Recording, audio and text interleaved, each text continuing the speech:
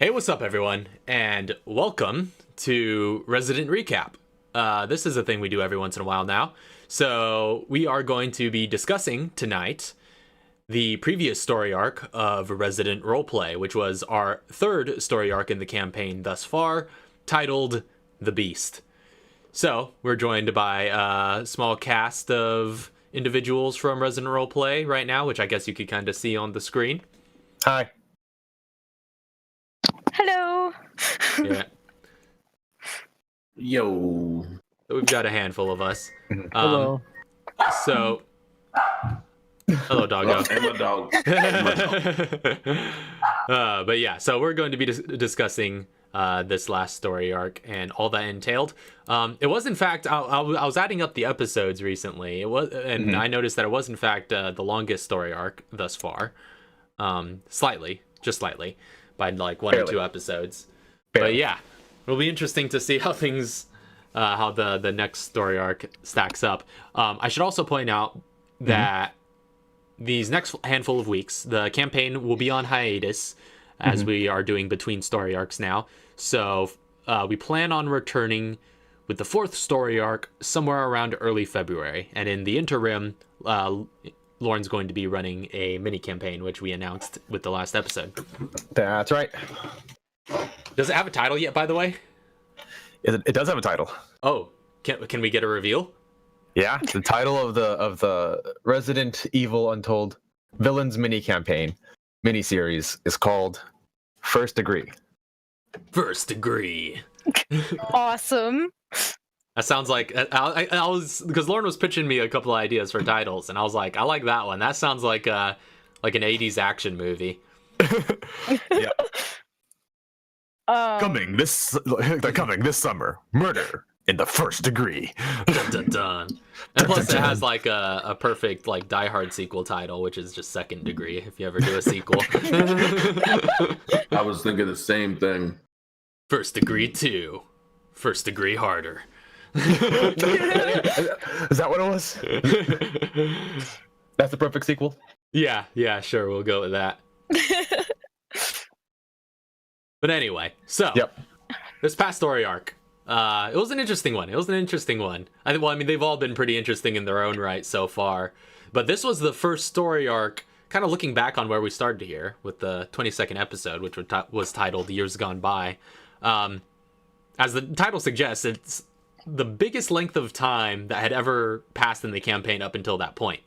Was that 6 years? It was 4 years after Raccoon City. Yeah. Which I guess is still crazy. That's right. Yeah. Because we came back it was the year 2002 in the campaign.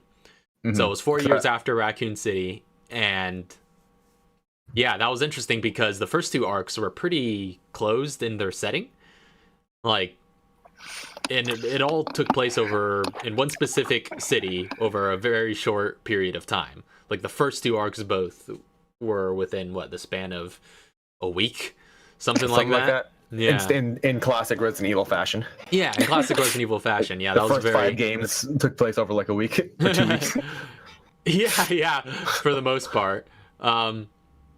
Well, maybe not that short a span, but a few months between them. But yeah, that same era. Yeah, a whole lot of games took place over the course of that 1 year in 1998.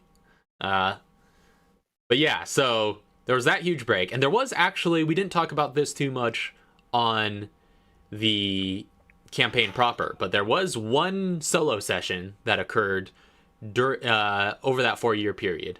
And that would have been one that Lauren and Doc were a part of. Because you guys, well, basically what happened, the events are referred to during the campaign. I don't know if anybody wants to take up the lead in explaining what that session was about. Doc, you want to take it? That was the fall of Chauncey. That's what that was. Chauncey was happy-go-lucky up until that episode. And then he just got kicked in the face by reality. Yeah, reality sunk in. You make mistakes, you have to pay for them. Yep. Yeah, because but like the whole idea of the campaign, is that what you want? Well, that little session, that solo session, that was before we got back into the story arc, going with Chauncey and Mr. G. Mr. G. Yeah, I got introduced to some foxy characters. Literally. Literally.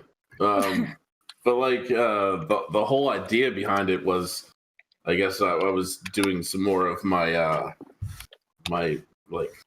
I guess I was still a mercenary kind of guy. I was just a hired gun, and I went in to go make. I went in as an escort, wasn't I? No, well, it was part of because you. It was a joint NSA FBI mission. Right. Well, no, right. it was NSA and CIA. NSA, yes, yeah, NSA CIA. That's what it was. Yeah, because you were pursuing some leads. Because you knew that Aiden was headed to Rockford Island, and so you're keeping an ear out for that lead. And Cambria knew that Chauncey was keeping an ear out for that lead. And so when she heard that the CIA was, sending a mission to Rockford Island, she was like, all right, I could get you in on this. And then she hired Chauncey in. Yeah, and that's where it all fell apart. And that was her first mistake. That's whenever the mistakes were made.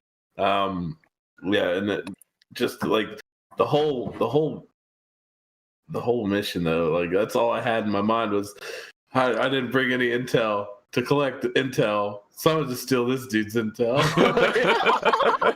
Yeah. Process it was definitely skewed. It was not a good thought. So basically, I was playing Mr. G, who was going into as well get some intel, and we got the intel. And on the flight back, Chauncey just took it and like walked off. He got butterfingers. Walked off into the sunset. I stole it fair and square. Didn't even know. Like Mr. G was just watching him leaving, and it's just like, does he need to live? I just imagine you patting your pockets, like, oh, it's gone. Well, because like you were doing that kind of like walk away with just like the quick walk with like the arms like power walking away. So like Mr. G looks at you doing that walking away. It's like, yeah. I don't even need to look, do I? No. I don't even picture him like walk. I don't picture Chauncey walking like that ever. I picture him just like grabbed it, slid it in his pocket, walked away. Like, isn't he gonna debrief? He stole shit from me. That's right. Yeah. Basically, Mr. G right after that went to his superiors and was just like, so what's more important, this guy or this intel? Yeah, so that was the introduction of Mr. G, which was your sort of alternate agent character. Yeah. Yeah, that's some crazy stuff.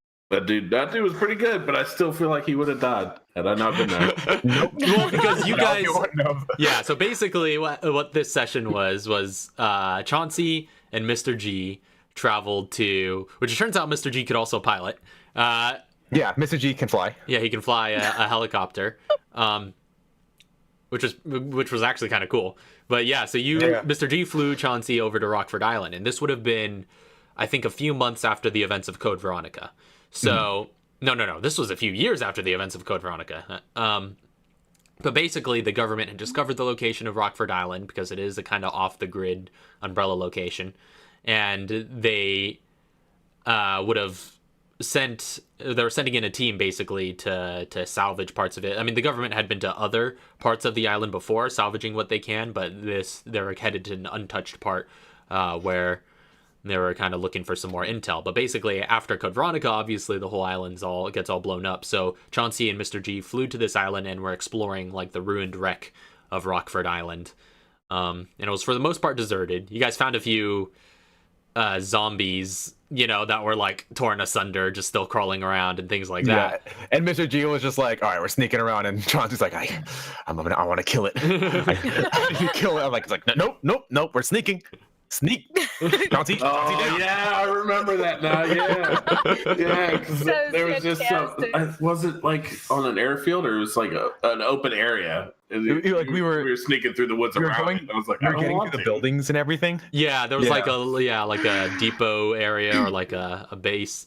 But yeah, so you guys snuck around there. And then you eventually got to... Well, you guys actually got to that garage that in years gone by, there was the audio log that was played in that episode, which showed Aiden killing Nora Lennon, the scientist on Rockford Island, who was his next target. So that audio log first appeared in this solo session, or duo session in this case. So solo main characters. Yeah, and you guys actually went into the room that audio log took place in. Yeah, we saw her body. Yeah. You guys found Nora Lennon's body, and then you went into like the security room and found recordings of the whole ordeal, like surveillance recordings. And so that was like, you guys literally went to the building that log took place in and found it there. We saw the aftermath of it. Yeah, and you found her body all mangled and stuff. Yeah. Jeep through the garage door, all that stuff. Yeah. That's some right. dude on the hood. it was a mess. And then on your way out, you actually fought some Bandersnatchers, which I've actually since realized haven't actually popped up in the main campaign. They haven't. Yeah. At all. Yeah. I was really excited about those characters since they were pretty cool enemies. Yeah. But they were nice. They had reach. They had a lot of reach. Yeah. They were all reach. But yeah, They so didn't stand a chance though. no, yeah, Chauncey just shotgun rained them, and then that was it. Yeah. Well, because like you keep saying you would have thought he would have he would have died if it wasn't for Chauncey, but it's like if it wasn't for Chauncey, he would have sneaked. Here's my thought. Let me restate this. You would have died had you decided to fight these things. I'm pretty sure you would have went down. You almost did. Because Mr. G was rolling terribly too, though. No, that was really bad. I rolled like a bunch of stuff under like 5. Yeah, It was those were bad. some bad rolls. I remember that. I still remember to this day how bad those rolls were. That session wasn't even recorded, and I remember how bad those rolls were. I too remember how bad it was because I don't think I hit a single thing with my main firearm. No, I don't think you did. I don't know if you landed any hits. I killed stuff. Just more on the kill count. Yeah, because that's what you do. Yeah. But no, that's like the way that Chauncey fights things was not the way that Mr. G fought things. Those things would have died before they knew where he was. And plus, Right. you were still trying to figure out some agent mechanics as well. There was some stuff that I was figuring out on the spot, but either way, I would have figured them out at 1,000 yards down. But yeah, so that's pretty much the gist of that duo session that happened before this story arc started up. That was the sort of prequel for us, and that wasn't recorded. That was just like a little personal thing, just for fun, to kind of help tie you guys in and give the two of you a sort of transition into the new arc. So so that was pretty much what happened there. They found that log. And originally, it was kind of my intention that Chauncey would, bring that back, submit it, and then Cambria would arrange for Chauncey to be able to have a copy.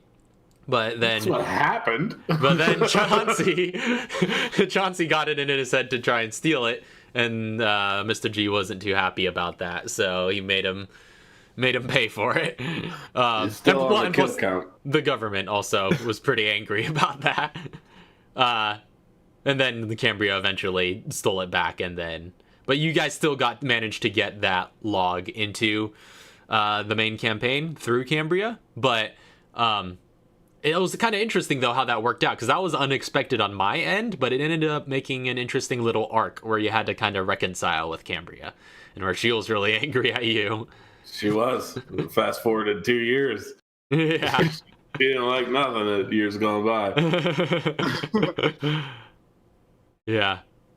So, and then that's where I guess we resumed our story arc after everybody had kind of done all their activities over the course of 4 years, and then had a little reunion at Emil's house for the anniversary of Raccoon City. And plus everybody came back with redesigns too. Well, most everybody. Yeah. So that was pretty yeah. cool. Yeah, and also Arkea had Kevin's jacket was a thing that was added, I guess, with this iteration. It's true. That's right. And Chauncey I was thought all it looked nice. Yeah, I did like that look. And Chauncey was all armored up. Although that was funny because the first time we see that mini on the board, he's just out there cooking steaks on the grill, and it was Just like Best steaks ever made. just flexing. I was shooting cows and putting them on the grill. Also, come to think of it, that was also the episode that introduced, I guess, everybody's favorite vendor NPC, which was Kelsey Ellington. Because you guys started, the second half of that episode was like a shopping episode. That's true. And you guys went around Brunton, Emil's hometown in Brunton, and just like visited all the vendors, and you found Kelsey Ellington. Mm-hmm. Which I always say that was actually a pretty cool interaction when I was about to introduce that character, because, like, Lauren, you actually didn't know anything about that NPC going in. Yeah. But, like, you knew Emil did, and as soon as, like, I started introducing her, Emil's like, oh boy. Yeah, I'm just like, hold on, this is too much. That was some good synergy there. Like, you actually read me pretty well there. Yeah, but just like, oh, hold on, she's a firecracker. Just be aware of that before we go in. Yeah, that was a good read. But then you guys from there traveled into the next episode, into Uptown Chicago, and that started that little, I guess, mini adventure in Uptown, the Uptown Outbreak. This was an extremely difficult challenge from a GM perspective, because in designing this campaign, you know, I always say when I'm doing any kind of fan fiction, I like to follow the rule of plausibility, and this kind of is very much, in some ways, a fan fiction campaign. You know, because it's set in the already established Resident Evil continuity. And basically my rule is, when I'm doing that kind of stuff, that the rule of continuity is that, or rather not, plausibility. Rule of plausibility is that I don't want to do anything that contradicts the main canon.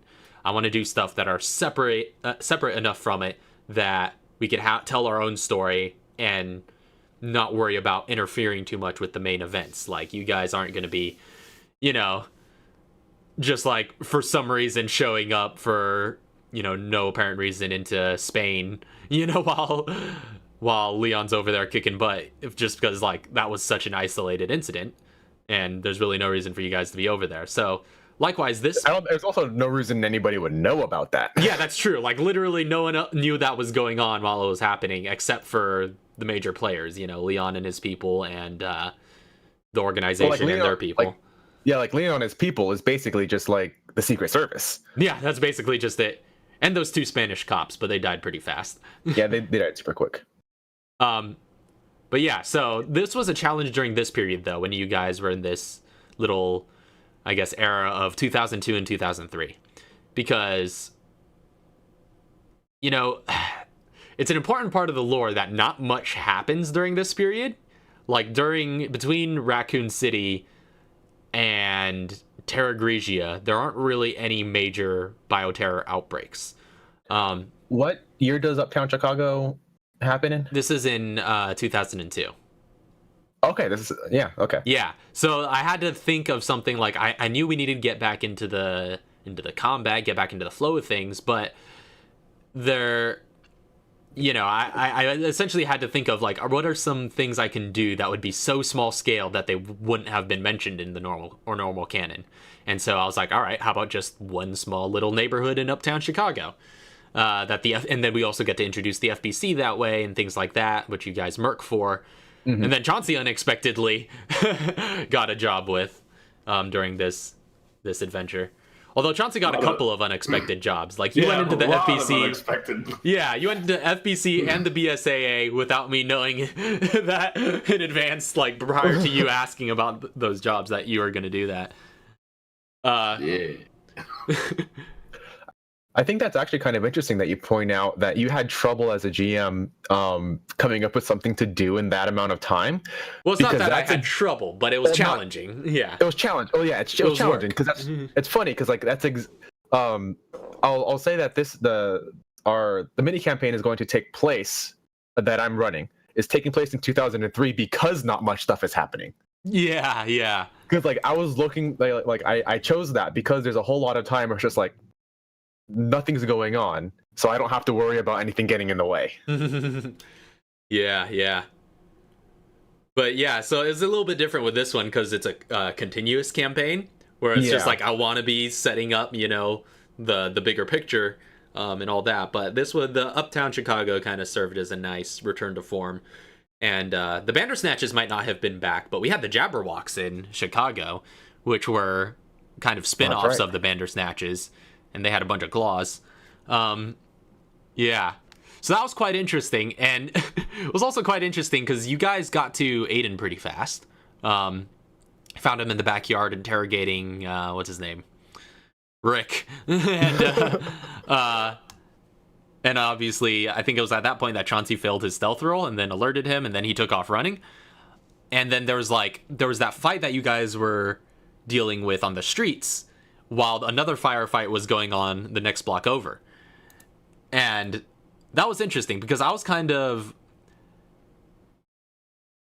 So basically what was happening there, I could explain that now because it went a lot differently than I was expecting it to, because immediately after you guys finished your fight with the zombies and the Jabberwock in the street, you know, you stopped giving chase to Aiden after that. And if you did give chase to him, then you probably could have seen, you know, a little bit more of what was going on there. But because there was that little lull where I think you guys like took like a short rest after that fight, or you started messing around with the BOW and gathering samples and all that. Either way, you guys spent a lot of time there, and then, you know, didn't something like that. Yeah, didn't go over to the next block for a little while. And by the time you guys arrived there, it was kind of unexpected for me because I essentially ended up running it like a what's it called, like a forensic scene, basically, you know? Yeah. Like you guys were looking at the aftermath, and I had to figure out on the spot, like, all right, what does this look like just afterwards?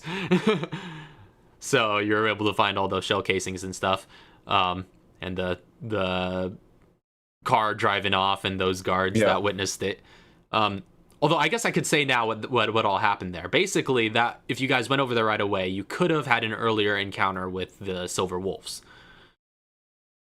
Yeah. Yeah, so that was supposed to be their introduction there. Yeah, because I think I talked about this with you afterwards, because like I basically pitched you what I thought happened, and I was fairly close. I was off about some like a couple of details, but I figured it was like the team that was hunting him, and we missed that encounter. Well, yeah, because the thing is, it would have been interesting because it wasn't really like a full encounter. Like if you guys like rushed after him, you would have been able to see just like the tail end of that firefight and see Aiden like driving off as they're basically shooting at him from the streets. And it would have, as soon as they see you guys, you know, coming up all armed, you know, they would have been like, these aren't our targets, let's get out of here, and they would have booked it. So, and if you wanted to, you might have been able to give chase there or something. That might have resulted in a skill challenge probably with a chase scene. But they would have been trying to get away from you guys first thing. I wonder.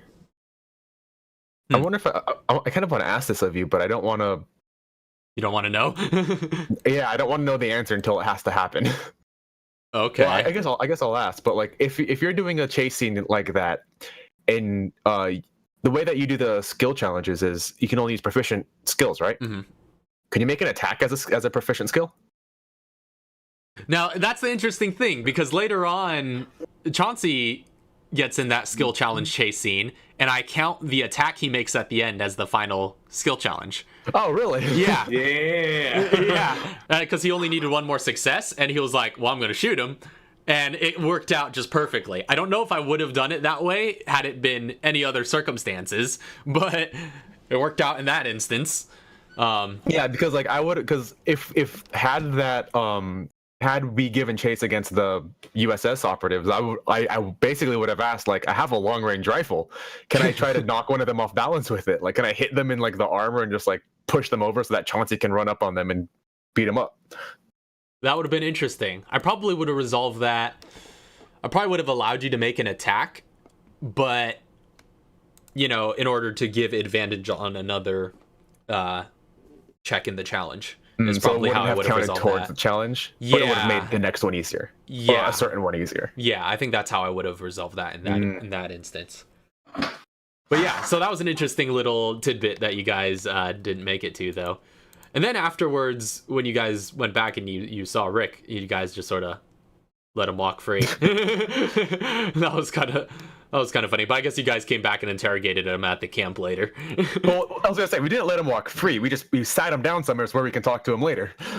I guess so. We kind of did beat the crap out of him prior. So. Oh yeah. Well, no, that was just all Chauncey. You just like elbowed him in the face. Somebody else hit him in the face too.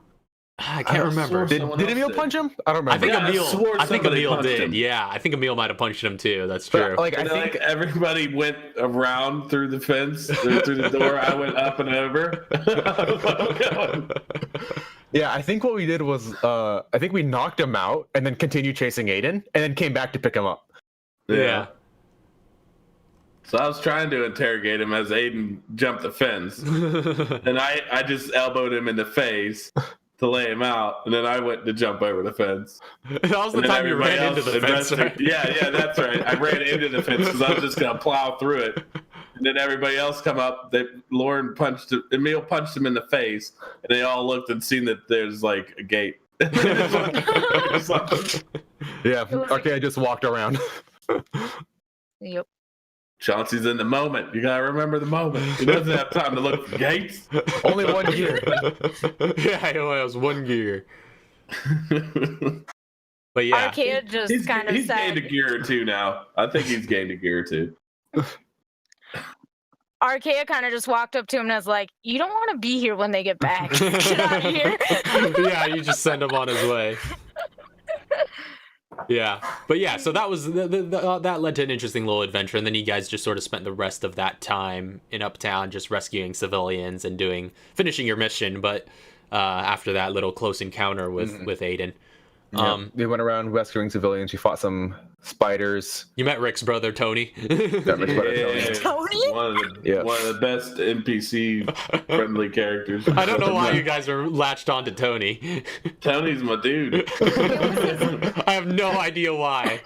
Like, he doesn't even have like a complete note in my notes. Like, he was literally a part of like a 3-piece NPC. Like, I treated all 3 of those guys you found on the roof as one NPC. they're all just one note in my notes. Like, he was not like, that hey, Tony, significant. shut up, you other 2. Yeah. Tony was just so. I guess he was open and an honest and innocent character, and like Chauncey's like I can appreciate that. I can respect him. And Honestly, then though, respect is good.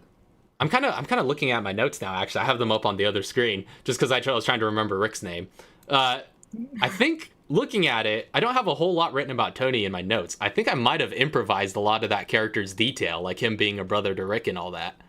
Oh, snap, really? Yeah. Nice. Look, well, like, does it say in Rick's that Tony is his brother? No, I don't give a surname to Tony. Oh, I think I introduced that because I was trying to emphasize a little bit more that Rick was a plot hook. But I think I was trying to Tony say, as the plot hook. yeah, basically. So I was like, you know what, Tony's his brother, and I'm just use him to direct you back to Rick and explain that's like, hey, he might have in with the Felicianos, but and also the Felicianos got introduced during this arc, the Feliciano crime family, which I guess Emil hasn't forgotten. Yeah, Emil hasn't forgotten. Yeah, they're still out and about. But yeah, so there was a whole lot that was going on here. Also, that supermarket that you guys found those civvies on the rooftop of, that supermarket, fun fact, was a little location that was cut from Raccoon City. Hey, really? Yeah, that area and that map was originally designed for the Raccoon City arc, but you guys never went there. Oh, nice. Yeah, that was We just spent so long in that 1 week though. yeah, I know. You guys went all over the place. So you guys came close to it towards the end when you found the criminals and raided their den, but at that point, like, I could have pointed out, it's like that. Oh yeah, you see a supermarket over there. But no. Rather, okay, shoot, I can talk about this now. I remember what it was now. It was that it worked out. First of all, I think it worked out better the way it ended up going because we were trying to bring that story arc to a close, and I didn't want to delay the pace anymore because you guys I think you guys were starting to get the sense that was building towards a climactic confrontation with Artemis. So I didn't want to interrupt that flow. And so there was some stuff that I was like, when you're getting towards the end, I was like, oh yeah, I don't think we need to waste time with some of these little side missions, and just, you know, went in favor of moving things along. And so how I went about doing that was, when you guys got to the criminal den, well, first of all, I didn't need to do too much because Chauncey just immediately took the first guy you saw hostage and then marched him back into that room. Good old Jay. Yeah, Jay. Yeah, I was trying to remember his name. Yeah, you just grabbed White Boy Jay and just marched him back into their den. And, yeah, so basically, the thugs, I'm trying to remember their gang name. They had a very specific name. It was the name of the street they were on. Yeah, it was the name of the street they were on. I could bring it up in my notes, but yeah, they basically, bunch of dead guys now. Yeah, they're a bunch of dead guys. You guys wiped the floor with them, but basically, they were a plot hook where, you know, you guys, the boss, he was basically supposed to be more of like a vendor NPC that would sell you guys firearms. But he would unless we killed him. unless you kill him. But he would, you know, he had, you know, he would only take cash, and obviously you guys wouldn't have enough cash to buy all of his weapons. And so he would basically offer you the weapons at a discounted price if you do a favor for him. And he would have sent you to the market to rescue his thugs on the roof, which would have been Luca, Tony, and Rodney. That's hilarious. Yeah, so that was the thug. He was originally Tony rather was originally a thug, but now he's on the straight and narrow. But yeah, so that was the original version of that supermarket adventure that never got used but got repurposed for Uptown Chicago. I like to think like that he was also in Raccoon City. He was like, oh man, I got trapped on a roof in Raccoon City. Now I'm trapped on a roof in Chicago. Yeah. But anyway, so that was a neat little thing. I almost completely forgot about that, but yeah, that was the original intention for that. That's hilarious. And hence why, I'm not sure if you guys caught on to this, but there was an Umbrella pharmacy in that supermarket. And that's why that would have been there. That would have made a little bit more sense in Raccoon City. It would have. Actually, no, it still made sense in Chicago because that's where the headquarters is. Yeah, I was gonna say it would have made a different kind of sense because I remember when we saw that, Emil took note of the fact that Umbrella was still a pharmaceutical company. I was like, yeah. Yeah. But anyway, so then, after all those events, you guys sort of made your way out of Chicago. Chauncey finally officially enlisted with the FBC. And... that was after he had a run-in with a close friend. Which one was that? The Worm. Oh, yeah, the Worm. Forgot about that thing. Yeah, he got his rematch. Yeah. Which that was a pretty good fight. Although that thing was like, I guess, a lot easier at the point that you guys were at, because you'd beefed up since you last saw it. Although it was also rolling terribly, but there was that. That's because Chauncey was around. Chauncey was around the first time, but yeah, he didn't die. Chauncey was by himself last time. Yeah, that's true. Well, besides the hunters that got wrecked. Mm-hmm. Yeah, Chauncey was by himself and he didn't die. Chauncey was with his team, and it died. Oh, now here's the thing too. At this early point in the arc was also where we introduced Mr. Fox, and Mr. Fox is interesting because he's probably one of my favorite characters from Emil's backstory. First time?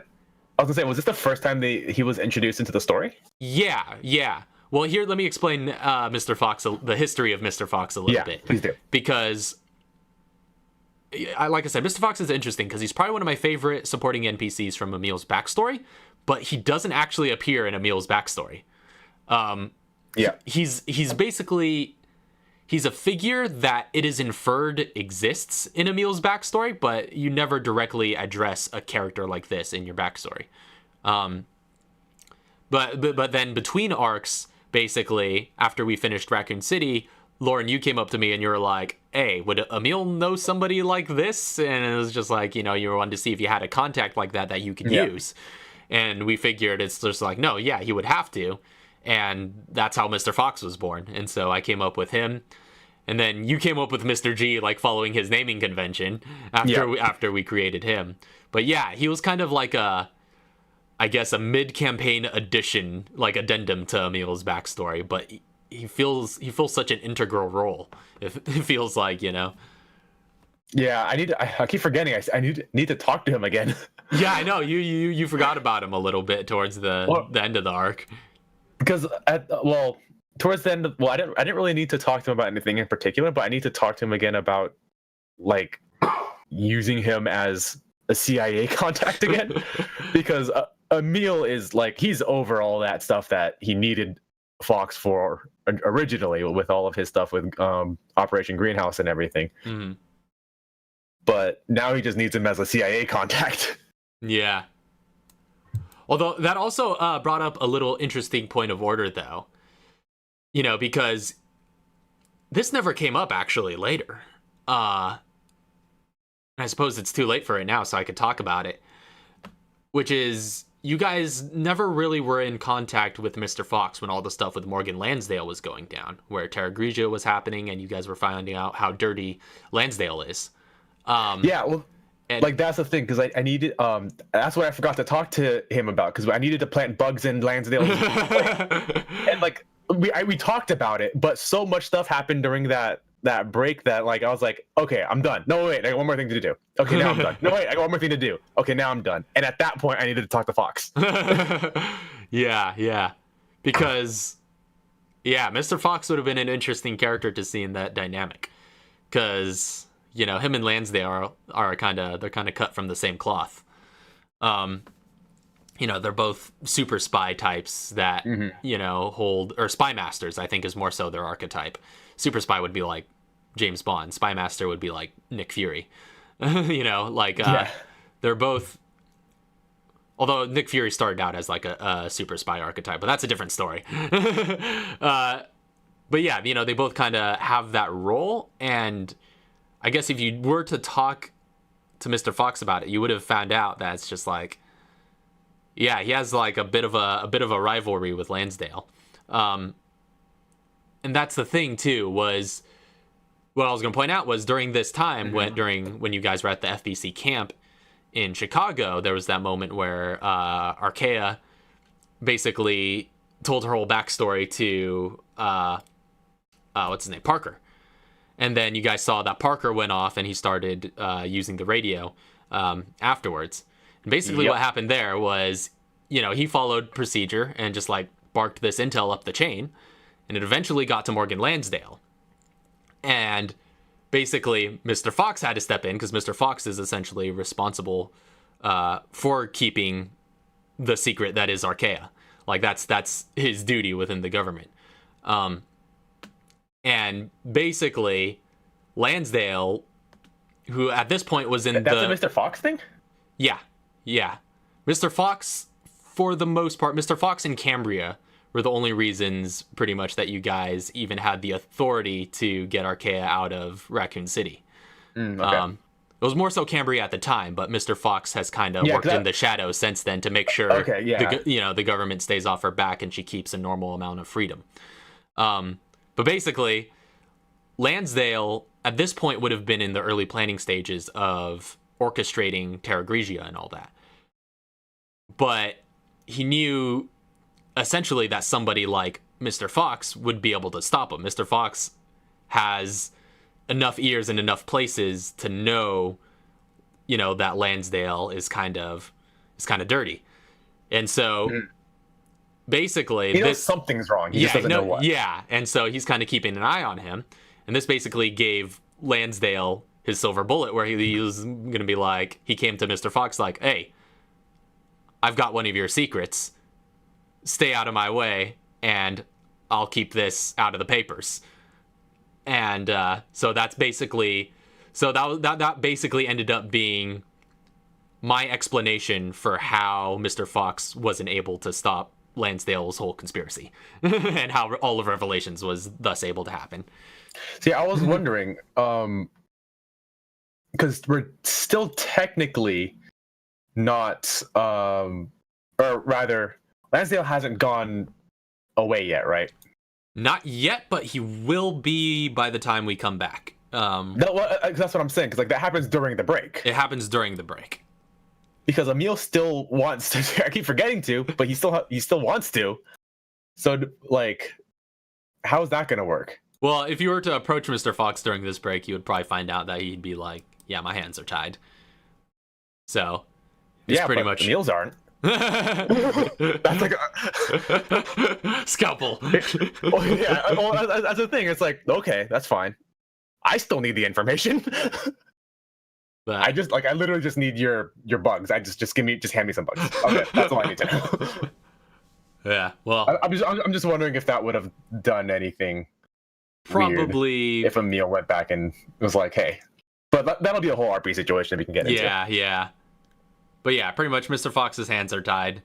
It's in Chris and Jill's hands now to see if Lansdale will ever be stopped. Yeah.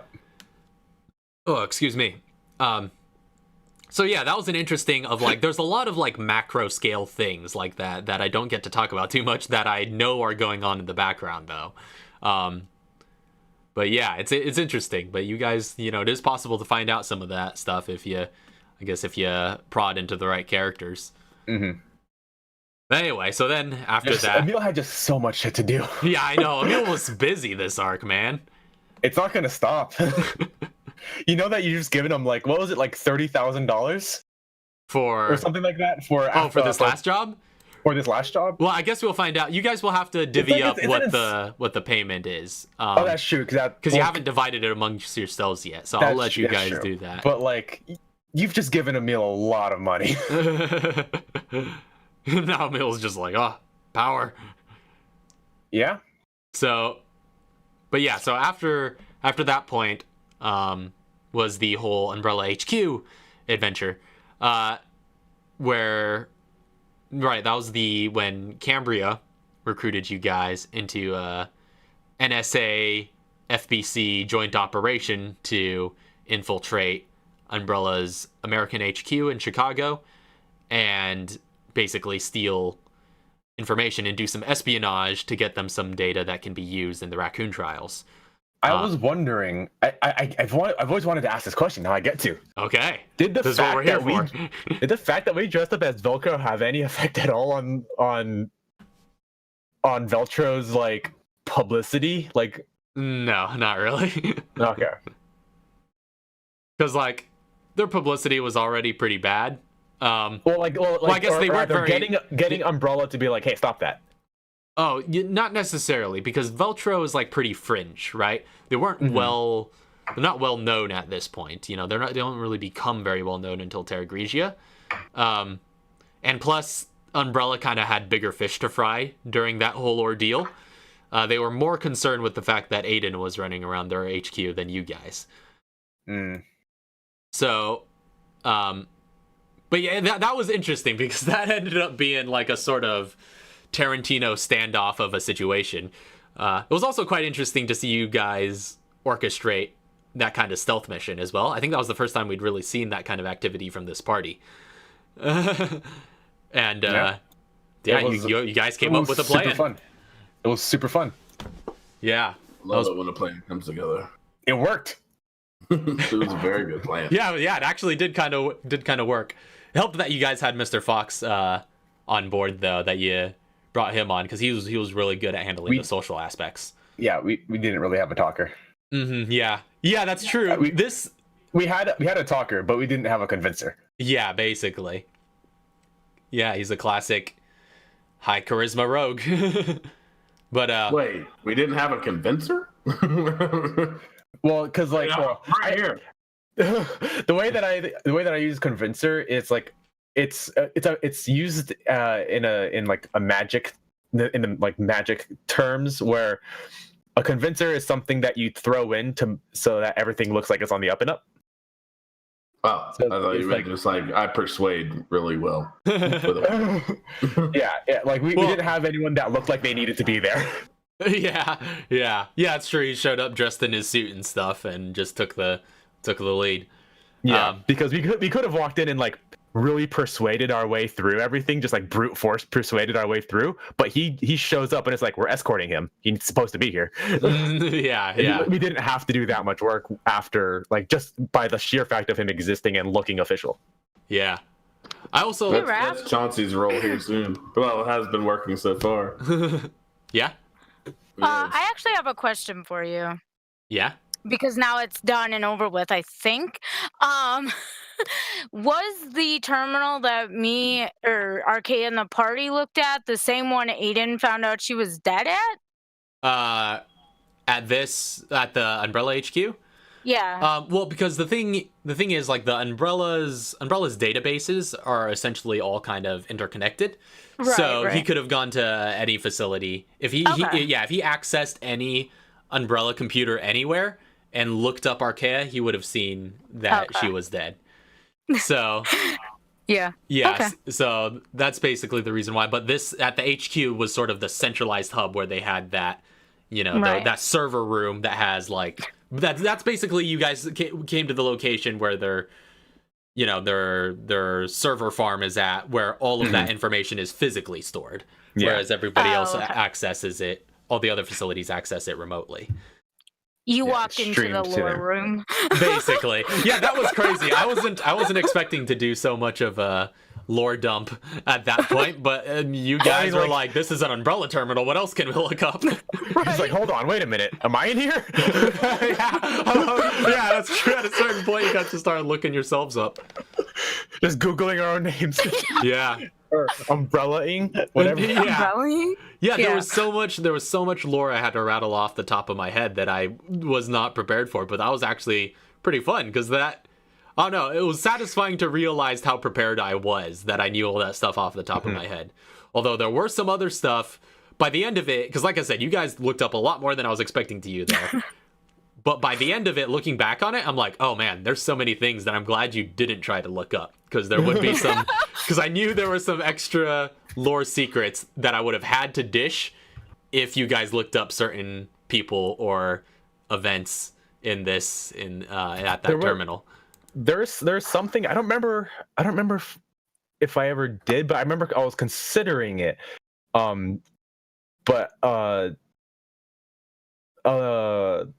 Umbrella's relation to the greenhouse or Operation Greenhouse. Mm-hmm. I don't think Emil ever pursued that, right?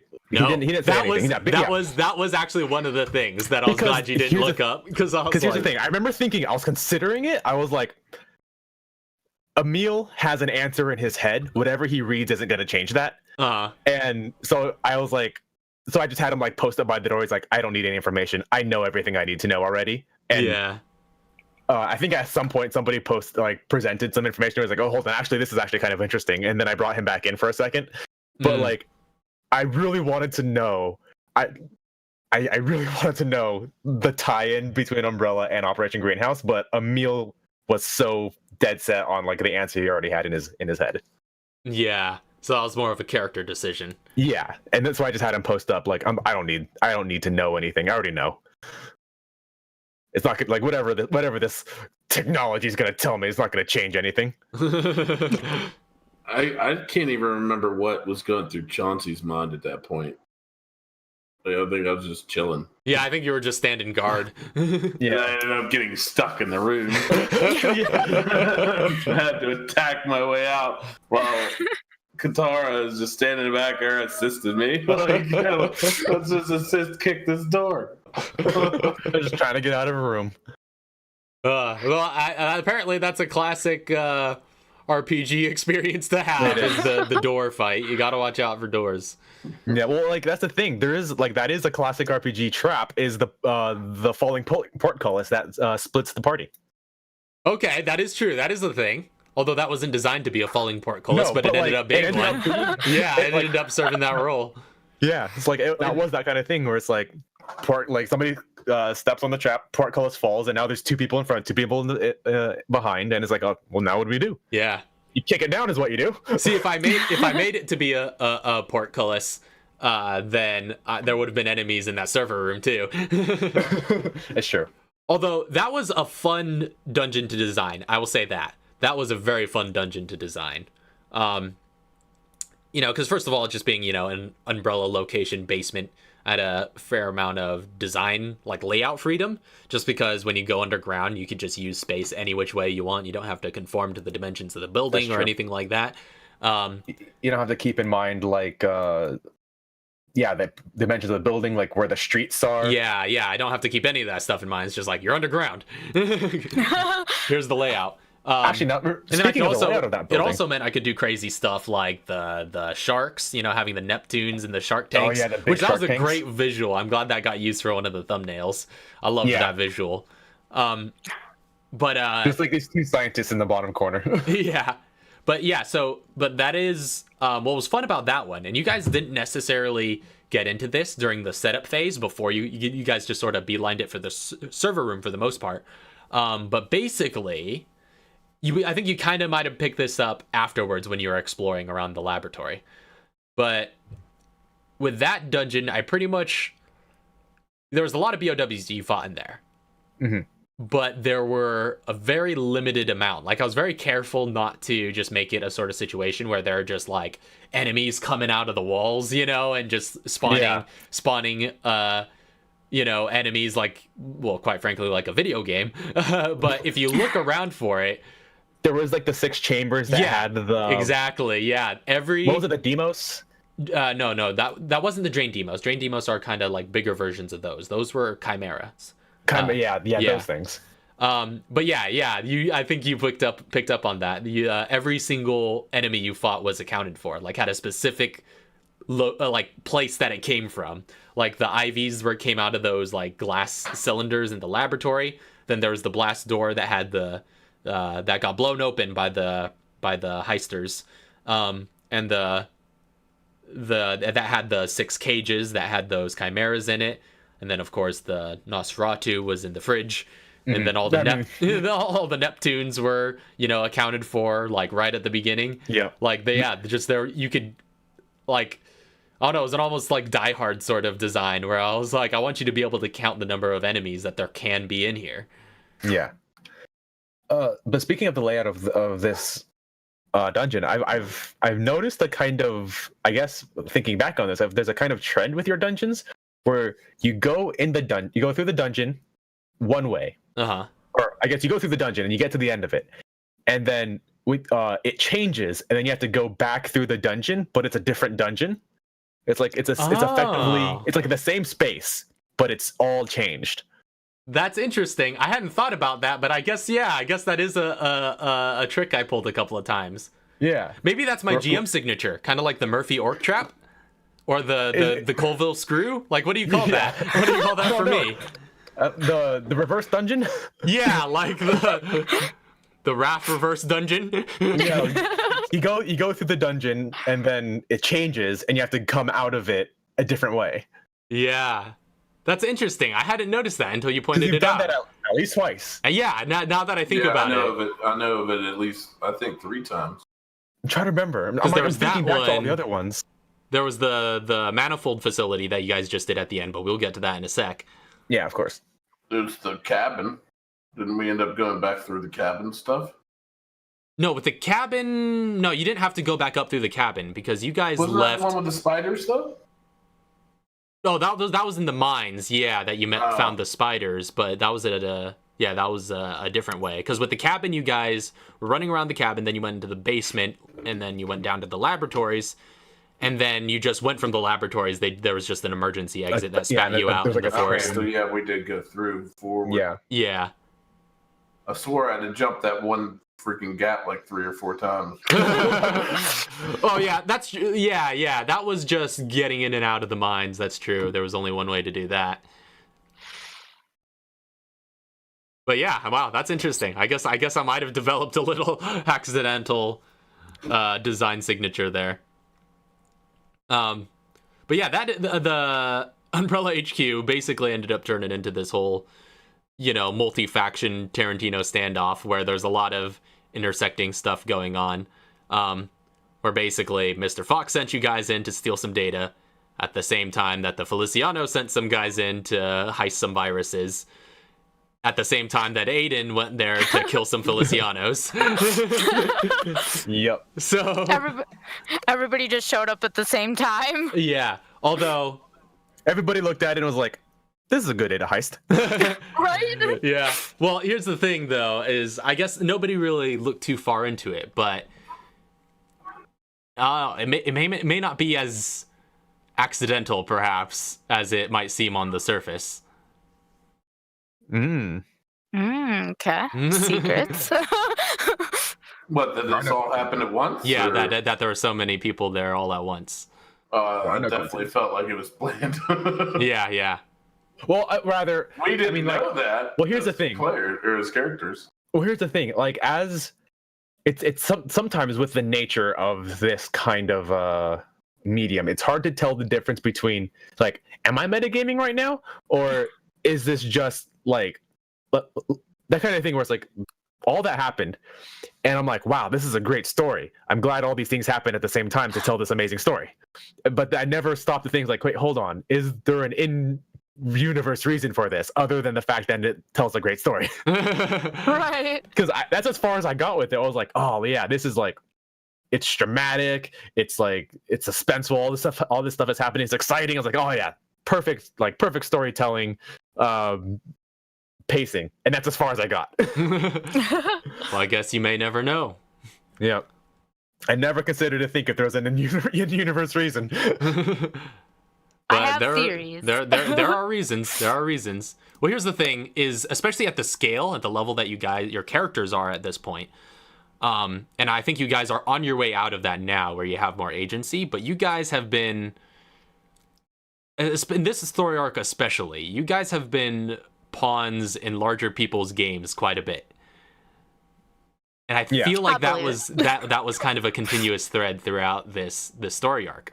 Like, well, I think because there's a bit of that very deliberately in Emil, because like Emil doesn't he is on his way to acquire power, and he is fully well aware that he needs to kiss some ass before he gets there.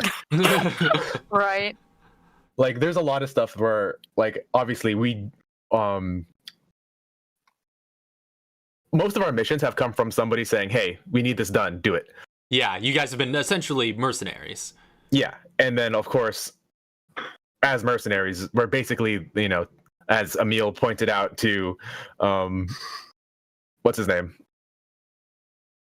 I forget. Lansdale. But it's just like, yeah, it's like we're basically, you know, we're blunt instruments, and you throw us at problems until the problem goes away. We don't have any agency over that. We just, you know, we are the tools, and we were the expendables. I remember that being said. Yeah, you got real mad about that. Yeah, I put people on like a little death list for that. You preemptively marked some. I had Mr. Fox marked for the longest time, but then I was like, we haven't really done anything with him, and like I took him off after we worked with him. I was like, yeah, maybe he shouldn't die yet. we'll give him a second chance. Maybe we could still get some use out of him. But but I will say that there is a little bit of Emil that kind of likes that idea that people think of him as a pawn. Where it's just like, little do you know. Yeah, that's again with that whole thing where he walks up to Lansdale and it's like, you need a better pawn.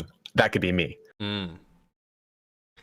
Yeah, but I guess, you know, to a certain extent, it is kind of true though that you guys are a little expendable at this point, where people just sort of come to you and they want to throw you guys right. You're essentially viewed as commodities by the higher powers right now. You're at that ripe, you know, levels 5 through 9 part of your progression, where it's like where essentially more powerful characters are noticing you and saying like, these are a lot more skilled and a lot more successful than my normal grunts, I'm going to take them as grunts. Which is essentially your status now. But I think you guys are well on your way out of that phase right now. And then kind of into, I mean, yeah, at least with, like, I guess Katara's kind of, and Emil and Chauncey, you guys have kind of been taking up more, like, leadership positions in the directions you guys are kind of headed. So we'll see how that pans out and how the campaign has to adjust for that. But yeah, so also to get back into where we were in the progression of the arc here, you guys had that big Nosferatu boss battle down in the basement of the labs, and that was an interesting little thread that kind of got thrown in there with showing basically that the subject that they turned into Nosferatu in this case was a friend of Katara's.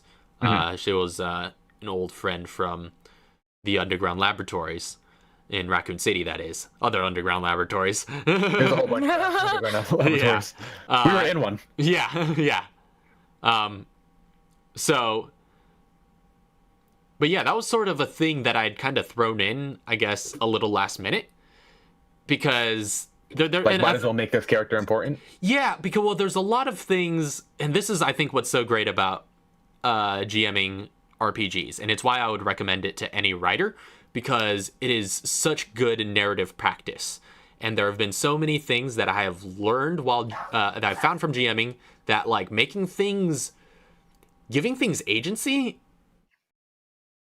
I don't know, it's kind of, I don't want to say it's easy, but you get a good practice of how to start doing that when you're doing RPGs, I think, when you're constructing a story for an RPG, right? Like, and how to, I think Matt Colville recently did a video where he was, I think it was in one of his Q&As, he was talking about how somebody asked him about, like, how you get past, you know, I think, like, writing, it might have been like a writer's block question, but basically how he pointed out that it's basically, you know, if I'm having trouble writing a scene, or, you know, it's probably a boring scene, and the way he described it, and I love this quote, is, you know, at that point I just put a gun on the table. You know, and yeah. And that's actually, I've come to find that's very true advice that you learn how to do pretty instinctively if you GM for long enough, is how to put guns on the table, how to up the stakes in any circumstance just based on the characters that are there. For example, with the getting back to those, Doc posted their name earlier, the Fox Street or the Davie Street Boys. Yeah, or Fox Street Boys. I can't remember which one. Which was the ones you guys went up against. We went up against the Fox Street Boys. That was the one that Jay was in. That's right. So yeah, when you guys went up against the Fox Street Boys, right? Like, I needed to escalate that circumstance to make sure you didn't, you know, get to the part where he offers the possible side quest, and so Chauncey all of a sudden sees one of his guns on the walls, and you know, and he knows somebody stole those. So it's just like little stuff like that. And in this case, it was like, I realized that, you know, just having a boss down in the basement, you know, I mean, I want to do that, but I was like, there's something in here. There's a narrative opportunity in here that I'm missing. And I realized what it was when I was like, oh shoot, this weapon is yours. yeah, exactly. So yeah, I kind of threw that twist in there, and also made for that was fun writing the documents in that basement fully. And like that was actually a pretty dark one. Like, I felt like that was something we didn't explore enough earlier on, was just the depravity of Umbrella and just how dark the things they're doing are. And I thought that was a perfect opportunity to show that, and to do it in a way that affects one of the player characters, right? Do it in a way that makes you say, it's like, oh yeah, you know, it's a little far removed when you're just looking at like a bunch of civilian zombies. Doesn't affect me. Yeah, a bunch of civilian zombies walking the street, and you're just like, I didn't know them. But when it's somebody, that would never happen to me or a friend I know. Yeah, when it's somebody that Katara knew, just, you know, turned into something a lot more than a zombie, a lot more gruesome than that. All of a sudden, it becomes the darkness of that reality becomes a lot more real. To be honest, like, if you wouldn't have made that character emotionally connected to somebody, we probably wouldn't even have fought it. That was another thing that crossed my mind as well. Yeah. Because, like, yeah, and that's a perfectly legitimate thing. You would still get XP for skipping an enemy wholesale if you could escape them. But yeah, because I always want, because I think it's realistic for characters to naturally want to get away from fights. So I definitely, I try to make that apparent in the way I do XP to make sure you're incentivized to resolve problems, not defeat enemies. That's basically my general philosophy of awarding the XP that enemies are worth. But yeah, so that was a lot of fun writing all the documents down in that basement, which I think for some of them, I don't think you guys have fully unraveled the secrets of some of them, but even still to this day. But yeah, there were a lot of fun writing those. This is the documents that were down in the laboratory. I mean, I read them constantly. Well, if you have no idea how often I've read the one that talks about all the different the factions. Yeah, I've read that so many times. See, I think if you have noticed certain details, you haven't told me about it, I should say. Okay. But I don't know. I think there is still some stuff from there that hasn't been picked up on, and mostly it's just getting names. Yeah, I'm kind of happy and excited about that, because there's gonna come a day, a long time from now probably, where I'm gonna get to explain to you what it was, and you're gonna be like, "How did I miss that?" But yeah, so then you guys went over to the adjacent warehouse to rescue Aiden from the hands of the Silver Wolves. There was that epic sniper duel between Emil and Robin that I wasn't expecting. Was that our name? Yeah. Just running. Chauncey just booking it. Ready to take bullets for you. And then meanwhile, just Katara just. Yeah, that's true. Cooking up dust. Yeah, I forgot about that. All of the Silver Wolves, they had really awesome names that I don't think you guys ever got to know. Now we killed them. Yeah, you guys killed them pretty fast. Well, I guess they're canon though. They were a part of the campaign because people who were watching the stream would have seen that they had little name tags for each of their minis that had their proper names on them, or their code names. Emil didn't care. Yeah. I don't think Chauncey did either. Chauncey never cares, except for if it has a good punchline to it, like throwing the Falcon. I'm trying to find out. Like that's the only time it comes into play. Like I was not gonna beat a bullet all the way up those steps and knock that person off of their purse. So like fly rod. I didn't care. Oh yeah, you wrecked those guys pretty fast though. That is one of the combat encounters from this campaign that I would love to see in real time. Yeah. Where you guys just run in and clear that room. And plus, it took us like forever to figure out that we should just bust down the doors. Like, we were sitting there planting bombs and running around and sneaking through. And didn't we snake like a wire through or something? Or no, they snuck a wire through at us. Like, look at us while we're sitting there plotting. Like, oh, kicking the door in now. Yeah. A lot of that though was, I don't know, because I've talked to Raph about this a little bit, but I am a bit of like a GM's player character where Melchiah was going to be late that day. So no, Lisa was going to be late that day. I think was it. Somebody was late that day. Yeah, because that was while we were in the midst of she was going through job training. That's and all right. That. Yeah. That was the first day I was gone, right? Was it? I don't remember. It might have been. Yeah. Yeah, because I left early right on. after the shark fight. Yeah, I wanted to delay the fight so that the first time Archaea sees Aiden, yeah, she would have been there for it. Yeah. So there was a bit that there was a little bit of metagaming there, but like quality metagaming. That's a good intention. I understand that, which it worked out well. I loved that Lisa was able to play Archaea for that. I wasn't gonna do that justice. I'd like for that encounter with Aiden. That was very important. Yeah. I remember because I came in and I'm like, Lauren, who's that mini on the board? And he's like, you're about to find out who that mini is. Yeah. That was just like, wow. But that was a great scene. Crazy. But can I tell you guys what that that all looked like from the Silver Wolves' perspectives. Just a whole bunch of people just I like definitely want to talking hear about and murmuring. what this looked like for the Silver World. Because basically, yeah, there's a lot of different ways that could have gone. First of all, if you guys didn't see the trap and tripped the explosive, that would have gone a lot differently. They would have been immediately and certainly alerted to you and exactly where you are, and they probably would have been a little bit more proactive in coming out to you guys. Hunted. Yeah, they would have hunted. Yeah. But yeah, you guys stepped over that. Roll out. Yeah, basically, that's what it would have been like. But you guys caught that trap and were able to step over it, and much to my surprise, started messing with it with your tools and abducted that poor trap.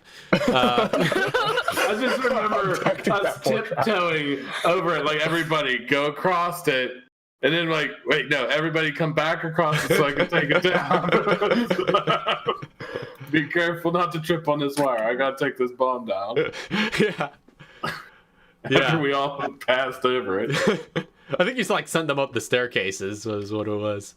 Yeah. I think we hit her on the corner or something. It was like, Yeah. But yeah, so but even before you got to that point, there was so basically that shootout, that sniper duel between Emil and Robin, that they would have heard that obviously they were because they were right below her. She was up on the rooftop, and they're pretty much the room they're in was right below that, in the middle of the second floor. So they obviously, and they also probably heard your gunfire too because that's very loud. They heard that whole firefight, and so they were alerted that something was up. And then when they radioed into Robin and received no response, they knew she was taken out. So they knew she lost that fight. Yeah. So they were on alert, but they didn't necessarily. Basically, their response to that was hunkering down and securing that room, like pausing their interrogation of Aiden. So after the gunfire went off, they would have stopped beating him up, and then taking positions around the room and preparing to get breached. But then like secure this position. Yeah, exactly. And then they waited, and knowing that trap was down there too, like if we hear that go off, we'll know that where they are, and then maybe we could go on the hunt. But their priority then was, after hearing that firefight, was to secure that room, and figuring that somebody's probably coming for Aiden or something like that. So, and that's why one of them, I think the leader Alpha, posted up behind Aiden with a gun to his head, and that in case he could leverage him. So, which ended up making for a pretty cool turn. I'm not sure if you remember the opening turn for Aiden in that scene. Breaking or hulking out? Well, yeah. First he hulks out of his restraints, and then he disarms the dude who tries to shoot him from behind. Like, that was really cool. I'd had that turn planned for a long time, actually. And I'm so glad the roles worked that he was able to do it. Didn't he get shot as well, though? Well, he got shot at, but because that guy held his action to be able to shoot him as soon as either somebody approaches him or he sees Aiden moving, and so as soon as Aiden busts out of his restraints, he takes the shot, but he misses, and which basically the way it played out in real time was Aiden just like does that thing where he ducks his head out of the way and then reaches over his shoulder and just like grabs the muzzle and disarms him from the wrist. So. And then he had a gun, and then he was able to get out of his restraints and start shooting at people with you guys. I'm so sad that my intimidation didn't work. I really wanted to see Aiden interrogate them. I wanted to get that to complete that combat scenario with a hostage. That would have been super cool. Yeah, I know Chauncey doesn't take any prisoners, but I just wanted to see what Aiden would do. Yeah, that would have been interesting. And I, for one, I do kind of agree. I would have liked to see that work. I just couldn't roll. Yeah, but it was so bad. Emil just... It was so bad. he could not. He just could not. And then Chauncey was just like, nope, they're not going for it. Blam, blam. Yeah. my turn to interrogate. That would have been super interesting, though. And that was something I decided that if Aiden got the chance to do a killing blow, that he would leave one alive to interrogate. So, but yeah, that would have been That would have been interesting to see how that played out, but alas, it was not the case, and all of them died. I painted the walls red with brains. Yeah. I mean, lots and lots of brains. At this point, it's your favorite color. Brains is his favorite color. It is. Headshot is the way to go. There's no doubt about it. Headshot shotgun. Headshot shotgun. Yeah, that headshot with the shotgun is no joke, man. You've been doing some serious damage with that. Yeah. Yeah, there's like, because here's the thing.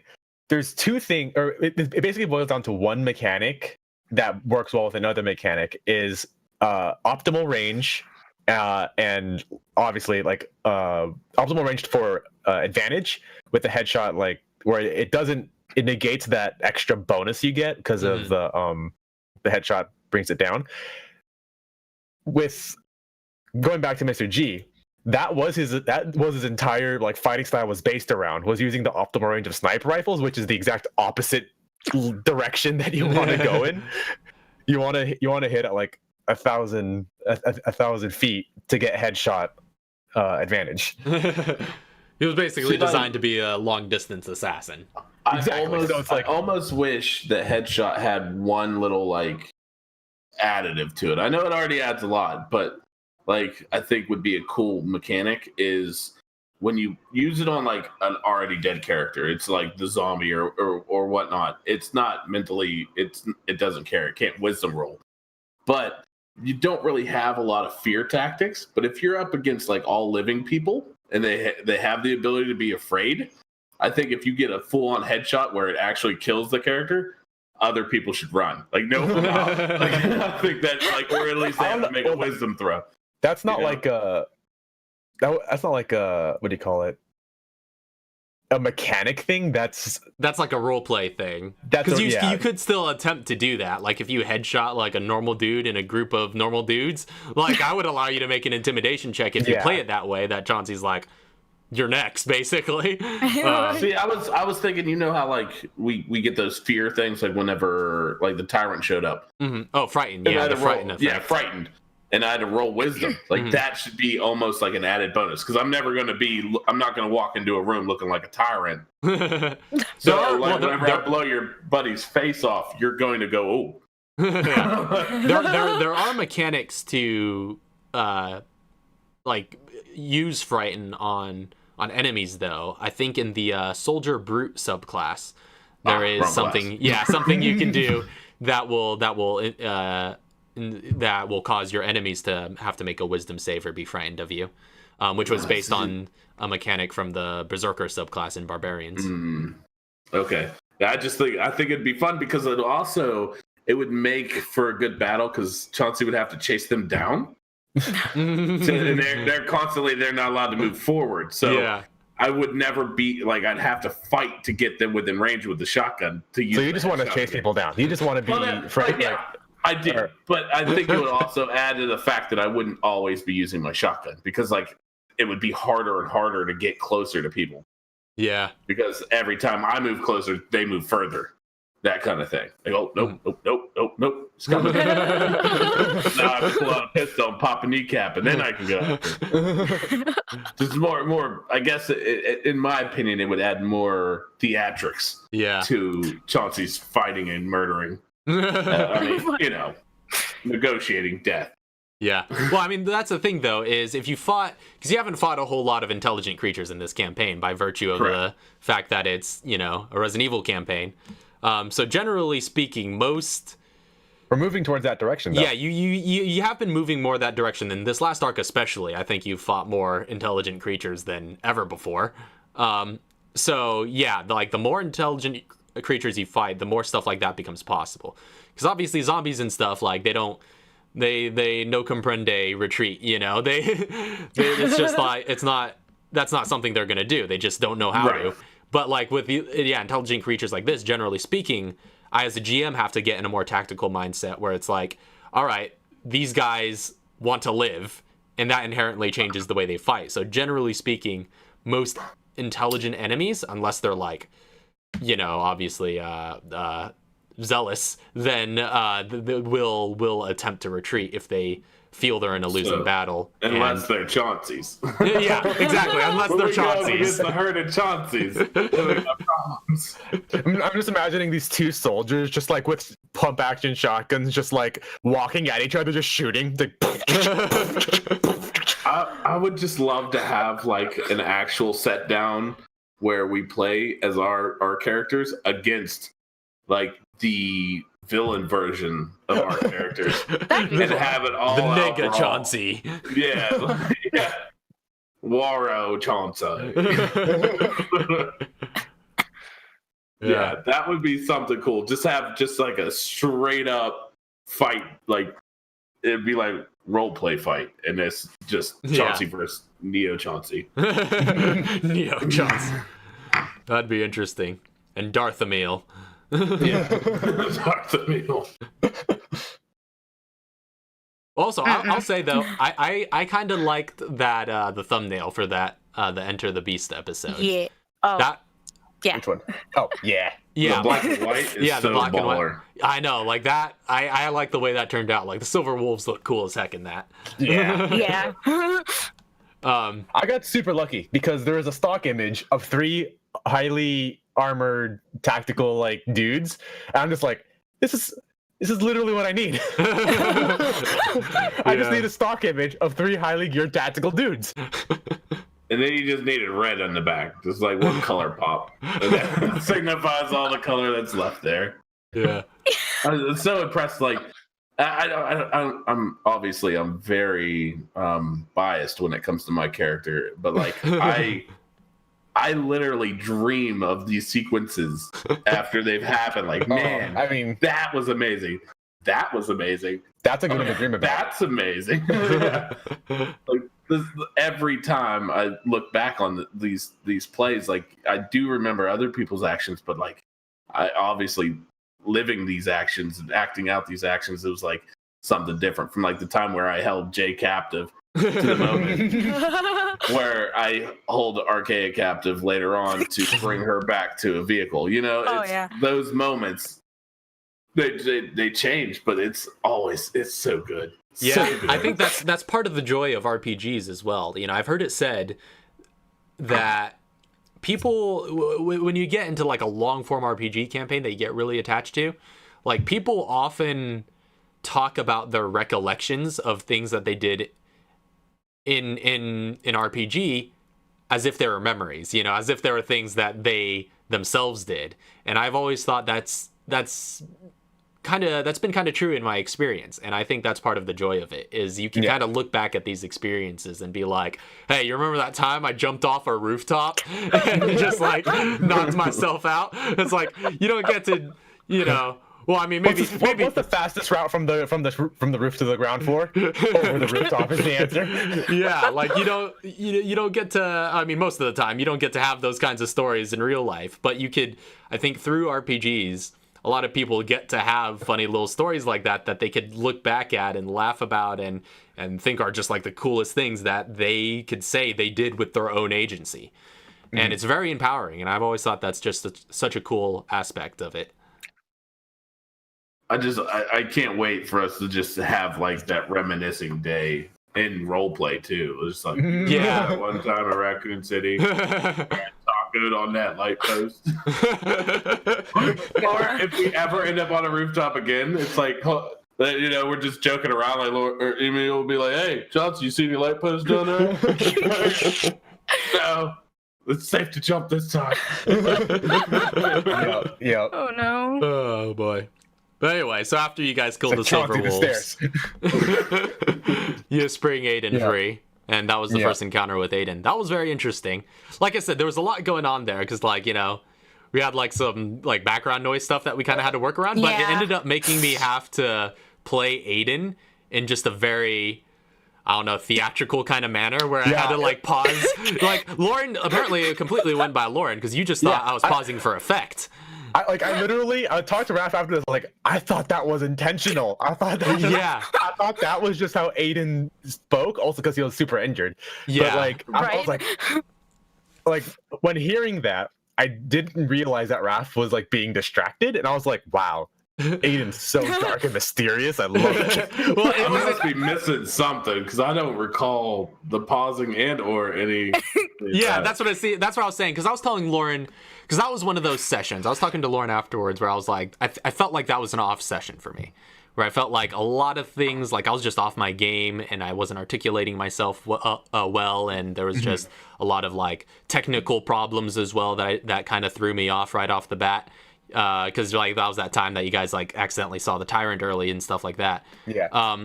But yeah, and I was talking to Lauren about that as well. I was like, wondering if it felt off. And yeah, it turns out a lot of the things that you notice as a GM like are just kind of, I don't know, invisible sometimes to the players. Yeah. And that was one such thing where I was like, it wasn't necessarily that I was being distracted, but that I was just pausing to make sure it could be heard. You know what I mean? To make sure you guys hear everything he's saying.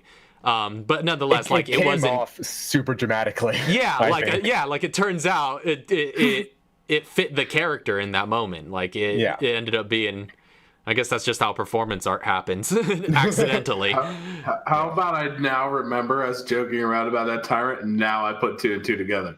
You see what I mean now, right? I see what you mean. You totally talked me into the fact that like that was a car that must have had some glitch, because I was believing it. I was like, yeah, it's just a car, dude. Chill out. That totally does now. Remember that we found that thing. I feel like I don't know. I might be a bit fortunate though, because like I said, like you pointed out, Lauren, you're a GM's PC, and I feel like you mostly talked everybody else out of that. Yeah, because I didn't know what to do in that instant, but you were just like, must have been a glitch. Well, it was a glitch, first of all. It was a glitch. You weren't supposed to be able to see that. But I was able to string it in such a way to like dissuade other players thinking about it more than they should. Yeah. And that helped a lot. I was just saying it. I didn't even care. Like it didn't affect my playing at all. Yeah, and like that's the thing. Until it came. Until it punched you, and you're like, "Oh wait, I'm resistant to bludgeoning." No, I knew something big was going to happen, but at the point when it happened, when the whole vehicle crashed into the building, I then knew that they were trying to bring us something big. But I didn't even think about that was that thing that was down in the corner that we were joking about. That was a car. I totally forgot by that point. That thing we talked about an hour and a half ago. Yeah, that was a long session. It might have been longer than that. Maybe, but, a day. It was like a whole other episode, wasn't it? No, that was in the same episode. Yeah, it was the tail end of the same episode. Yeah, that was a long episode.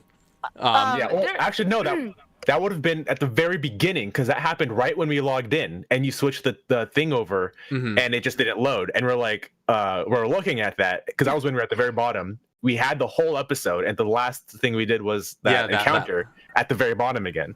So that would have been an entire session between seeing those two things. True. Yeah. I guess I didn't realize how small some of those mistakes are to other people, but like as a GM, you kind of linger on it. Although I think that ties back into another thing. I guess, Lauren, you always say about like magic theory. In just like in magic and in performance in general, like you point out that like people don't know what was supposed to happen, so like oftentimes the mistakes are easier to gloss over from the audience's perspective. Yeah, it's sometimes as literally as easy. In that situation, not so much, but in magic, it's as easy as saying, "This was supposed to happen. This was exactly as I intended. Now hold on. We're going to come back to this later." And then never talk about it ever again. Yeah. That's true. Yeah, there are ways, because you're kind of more trained in those like performance methods of how to save something, right? Yeah. And it's just like, how do I save this flub? But yeah, it turns out it's a lot easier than most people think it is. See, you are your worst critic. Yeah. But like at the same point, like just realize that we are just people playing a game. Yeah. And 4.5 to 5 hours later, I'm not remembering that 10 So I erased that from my mind. Like if we wouldn't even have said about the tyrant being in the corner, I totally would have never remembered it. Just not talking about it. So yeah. But yeah, it's me. That's me. I let it go. I keep going forward. I don't pay attention to the past. Yeah, because the players have entirely separate priorities than the GM. Mm-hmm. Yeah. That shows like the fact that like I can never really like meta because like You just forget. remember long enough. So it's like I could have been like, guys, you know that thing that we seen down there that was a vehicle? We should prepare for that coming. No, that's not anything that was in my mind. I was like, we're going up. We're saving Aiden. That's the end of this episode. That wasn't the end of the episode. Blow things up and fight things. I had to go in and punch something that punched me back. Yeah. Yeah. I would like to touch on two things about that first encounter with Aiden really quickly. Mm-hmm. First of all, my favorite scene in a really long time was basically Chauncey and Aiden kind of standing boot to boot there for a minute. Yeah. It's like, hey, I raised her. A room full of dads. Hey, story of Arkea's life, really. And then the other one was, what was it? Oh, the tapes. How conveniently convenient that Arkea had the tapes on her at that very moment in time. I mean, those are a personal item, so you better have them. But like, Well, that was the thing I pointed out afterwards. That like might have been the only thing you could have brought out to convince him that you were who you said you were. So it was a good thing you did because he was not having none of it because all the evidence he had seen was that Arkea was dead. And he had literally just dedicated the past few years of his life to avenging you. Yeah. So, you know, he was dead set in his current path. And the fact that, you know, how old was she? 18 at the time? Yeah. He also didn't expect to see you as a full-grown adult. That was another thing. Just all the factors were there. Yeah, all the factors were there that he just had no reason to buy into what you were saying unless you busted out those tapes. Right. And it's just like there's only one way you could have gotten those. And I think if you killed Arkea.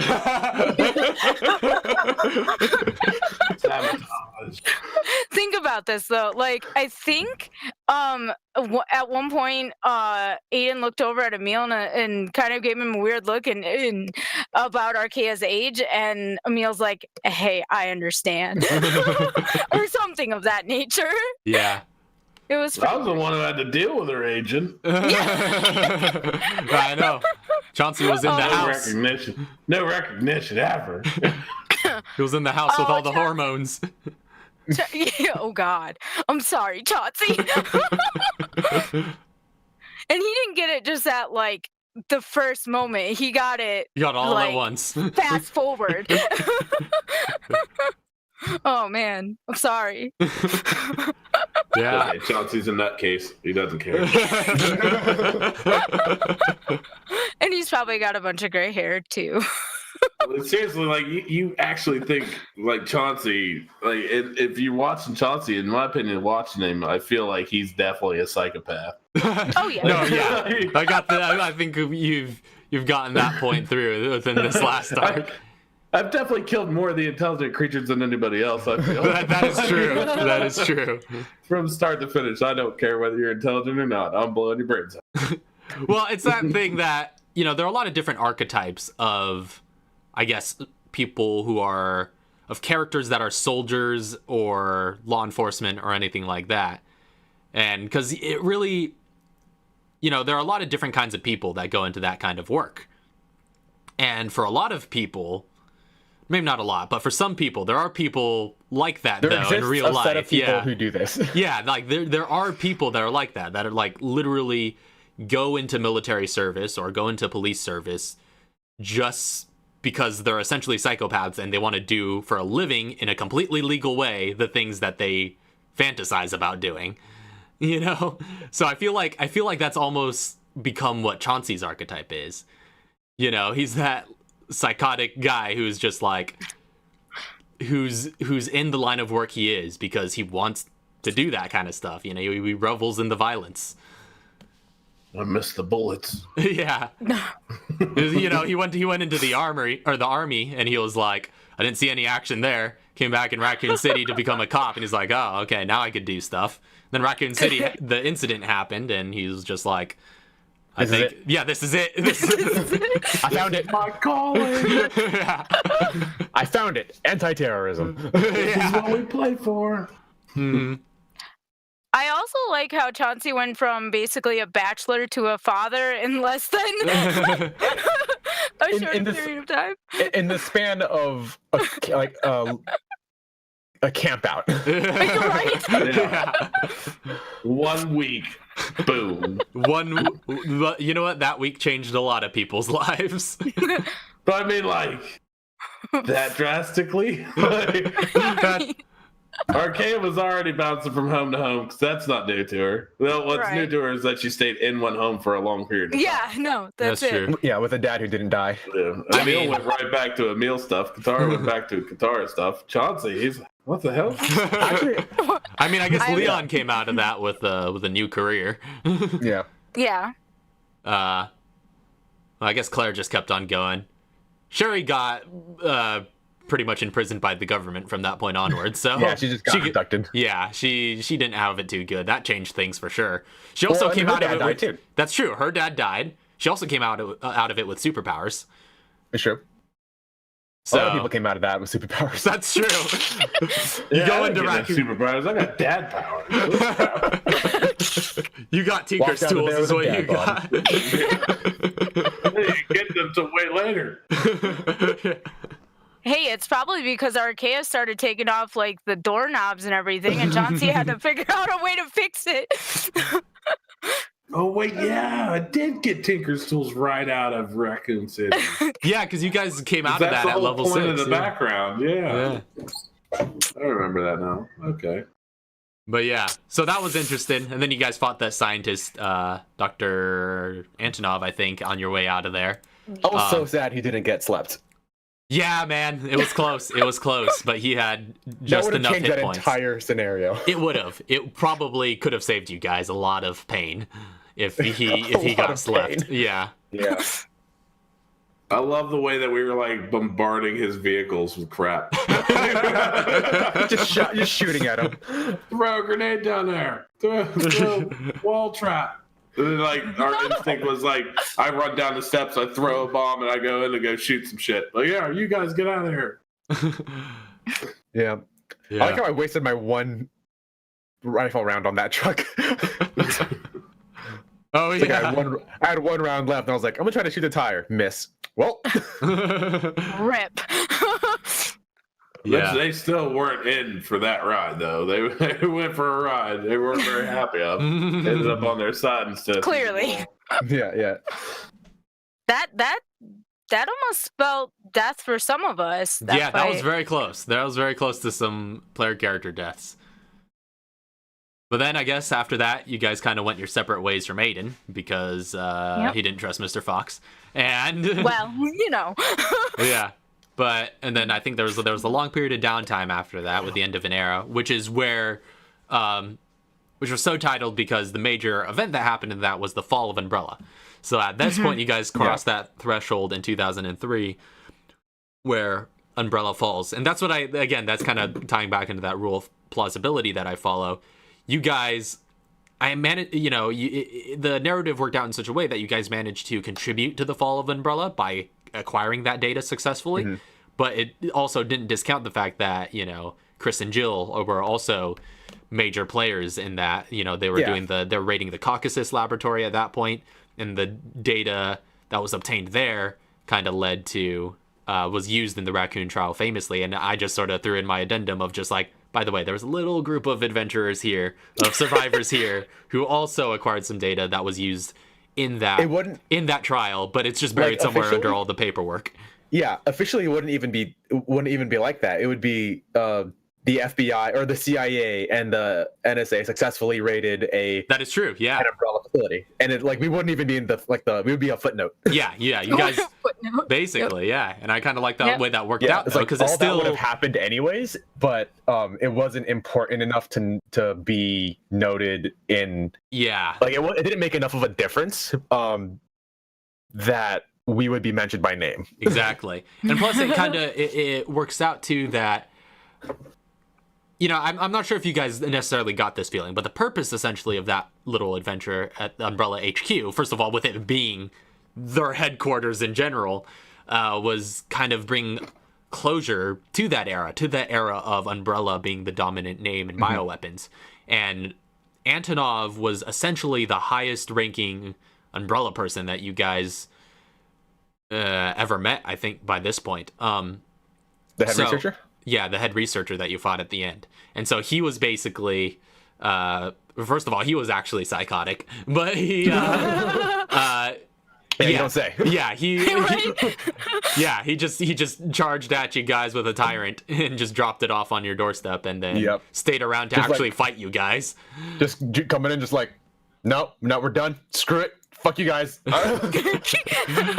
Yeah, but yeah, that was basically what that was meant to represent, though, was that fight in that warehouse was essentially your final fight with Umbrella, is what it came down to. Okay. And makes a lot of sense. And it was against the head researcher of their headquarters, and also a freaking tyrant, because Umbrella's got lots of those. Yeah, just flying around. Yeah, because why not? Why not? Just throw a tyrant at you. It's their Now they got MO. one less. Yeah, now they've got one less. So Go ahead. No, go ahead. I was just gonna say that Raph said his favorite the favorite thumbnail was Enter the Beast. Mine is End of an Era, because it's so perfect. A little hitchhiking Archaea. Yeah, because it actually looks like her from behind. Yeah. I don't know if you planned that or not. Well, I mean, I only picked it because it fit. There's a bunch of other ones that I could have done, but this was the only one that had somebody. It was the only thing that like portrayed hitchhiking with somebody who looked remotely like what Archaea looks Like Archaea. Yeah. Fit that Archaea shape, because everything else was pretty like they either showed their face or they were too tall or too old or whatever. But it's like, yeah, this is a young girl with dark brown or like with dark hair and a backpack. Could I be a little douchey though? What's that? You could have picked it on a United States road though. Like, Well, I'm just saying. this is the only road that this is the only one that I could get. I didn't even notice. Yeah, the mile per hour sign gives it away. It's a pretty good one. Oh my It's God. like, we don't use those here. Ever. Well, that's okay. Archaea is just in Canada. But yeah, it gets the gist across. I got it. I was just like, just saying. Unless you went to Canada, I don't know.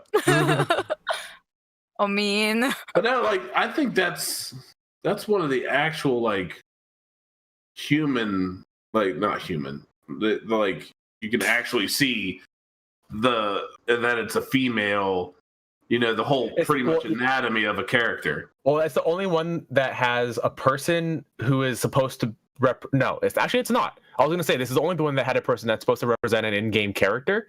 But there was one with Katara way in episode or in season or arc 2 where it has the close-up of the eye in Rebirth. Oh yeah, that's true.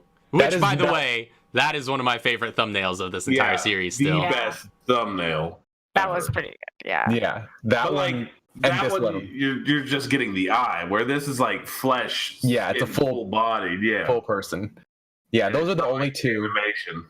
Yeah, those are the only two thumbnails that had a representation of a main character. yeah. And I try to avoid it, but it was really hard to do that with this one because nothing much happened. Like with that in between stuff where it was people running around doing stuff. So I was like, what was the most visually striking thing that I can pull out of this random series? You could have of done events? something symbolic though, like You the could've. crumbling umbrella logo or something, or like that that's shot the thing. from Resident Evil 4, from the opening sequence of Resident Evil 4, where it was like, it gets to the voiceover, he's like, an umbrella was finished, and then it shows like the umbrella logo and the different like parts of the logo like fall off one at a time, like petals. I actually don't remember that. Yeah. I don't either. I'm sure I remembered if I saw it. But Yeah. no, I'm sure you would you get this style that I'm going for, but these thumbnails are super literal. Yeah. Super. It's very much like, because I want to have that feeling. I think I talked about this last time in the last. Yeah, because there's a methodology you've been employing Yeah. for the thumbnails. There's a consistency in the rules. Yes, these are meant to ground this story into reality, where the thumbnails are always gonna be photos of real life things with people in it, and there's never going to be like an except for the creatures, they're all the artworks, but it's always gonna be a photo of something where it's like, this is real happening in the world. That's where these stories are taking place. I see. That's interesting. Yeah. I'm about to scroll up to New Prospects episode 26, and it doesn't look like anybody's driving that SUV. I'm just saying. Episode 20. 26. Oh, I passed that. I don't see I anybody see in that seat. Like, that car is just going. It's on autopilot. Fun fact, I had to paint out the driver. Oh, okay. Yeah, for that one, I had to paint out the driver because that would have. I think I was going to add shadowed figures in the front end passenger seat, but it just didn't end up looking good. So I was like, it's just an SUV now. I also had to paint out the some defining features of the vehicle, Yeah, like the Chevy emblem and all that. Yeah. So it's like it's not like a Chevy or whatever. Definitely not a Chevy. Yeah, it's not a Suburban at all. Like, I can't tell. It's generic. It's generic suburban vehicle. I love looking through these though, because like yeah. If you look at all the thumbnails kind of back to back, you kind of get a sense of the chronology in a way. Like, I almost picture like with the mission of the FBC, and you see the umbrella thing, and then you see all those banners. It looks like it says sharks in the thing, in the banners, in the little blue banners on the street. It almost looks like it says shark, and it looks like a shark in there with water and stuff.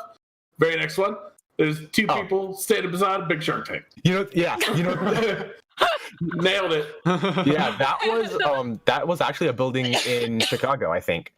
And that was at like, I think there was advertising for the aquarium, and I didn't want to cover up those advertisements. But you had the Sears Tower right beside it. Huh? The Sears Tower is the open building in the very left or right corner. Oh. Where was that? Sears Tower in Chicago. Oh, in the missions of the FBC?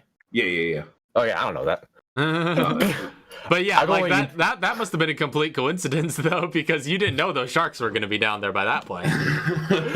No, but it becomes an Easter egg now. Because I tried to paint those out too, and it didn't work. I was like, I need to think of something to put on these banners so they don't just look like banners that are empty. I was like, I'll just leave it. Well, speaking of the water, afterwards, after the fall of Umbrella, the FBC ships you guys off to Terra Grigia.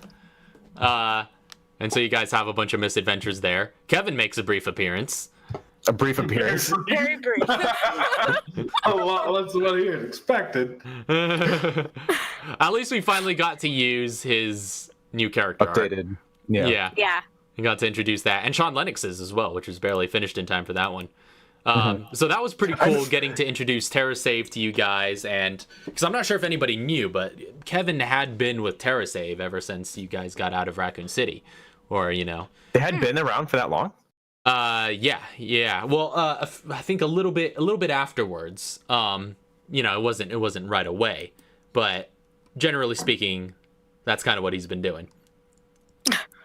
Oh, cool. Yeah, a few months, I'd say. Yeah. It'd been for, I can't remember how long it was at that point, but yeah, he'd been doing that for some time. But yeah, so I was like, oh, this is a good opportunity, because I realized that plot hook was in there in that intersection opportunity, when I was like, wait a minute, you guys are in Terra Grigia, and TerraSave was in Terra Grigia. So and that's where they picked up Natalia and characters like that, who also made a little guest appearance. Yeah, We don't talk about that. She was sad. Yeah, Archaea scared her. I think Chauncey scared her. Chauncey first. scared her. Yeah, Chauncey scared her. I And think then- Johnson scared everybody in Terra Grigia. And then, Like, he was the actual terror. yeah, no. And then Archaea tried to reconcile, and it didn't work. No, yeah, it didn't work. But yeah, there was actually a lot of characters that got to show up there. Like pretty much everybody in the TerraSave building was a person. You know, like they were either a canon character or, you know, a significant NPC, or in one case a literal player character. You know. Yep. So that was actually pretty neat. And I guess if you've played Revelations 2, you would recognize some of the other characters that were there. Because yeah, like according Right? what. 2 of them, right? 2 playing characters? Yeah. Playable characters? Well, in raid mode, they're all playable, but I just know of the 2. That's all Yeah. I'm saying. I just know of 2. Yeah. yeah, I think of as far as is canon, I think only Gina and what's his name, Neil Fisher, Yeah. were the only ones that were confirmed to be in Terra Grigia. So I was like, okay, I could at least get them. Then of course I knew Natalia was also going to be there, and then threw Sean Lennox into the mix as well. So because, you know, since he's been with TerraSave as well. So yeah, that was just like a whole lot of guest appearances there. And then Kevin stayed behind with them as you guys went onto the mall. Yep. Yep.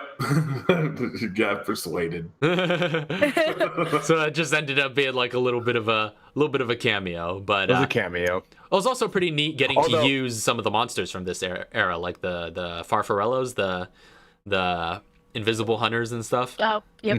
That was some hardcore stuff. Yeah. I like the way we were trying to debunk ways of finding that they weren't going to be invisible anymore by like shooting them with stuff that would then stick out of their bodies. that was interesting. Yeah. Oh yeah. Shoot them with your crossbow, the arrows stick out. Shoot at the arrow. That didn't work. Yeah. But it was also prior to you guys going out on the missions and going out onto the streets of Terra Grigia, there was also some side rooming going on with Chauncey and Lansdale, where we started planting the seeds of his secret mission, which Again, craziness. yeah, which was very interesting. I thought pretty neat. Nobody seemed to I guess inspect too much into that, which kind of ended up making a very interesting reveal. Yep. It was. I was surprised that nobody cared. Nobody cared. I think Until shit hit the fan. Like, if somebody would have said something, I may have slowly dropped heads. And I was like, but I don't want to. But I would have slowly dropped heads if people would have asked role play. Like, I think like after it happened, I just straight up forgot about it. oh, Chauncey does Chauncey things. Archaea cared. She just didn't say anything. Yeah. I know Archaea not saying something amazing. I think it might have just been because you were gone for half those episodes. You never got your chance. You were there at first. Yeah. Yeah, well, weren't even there at that time.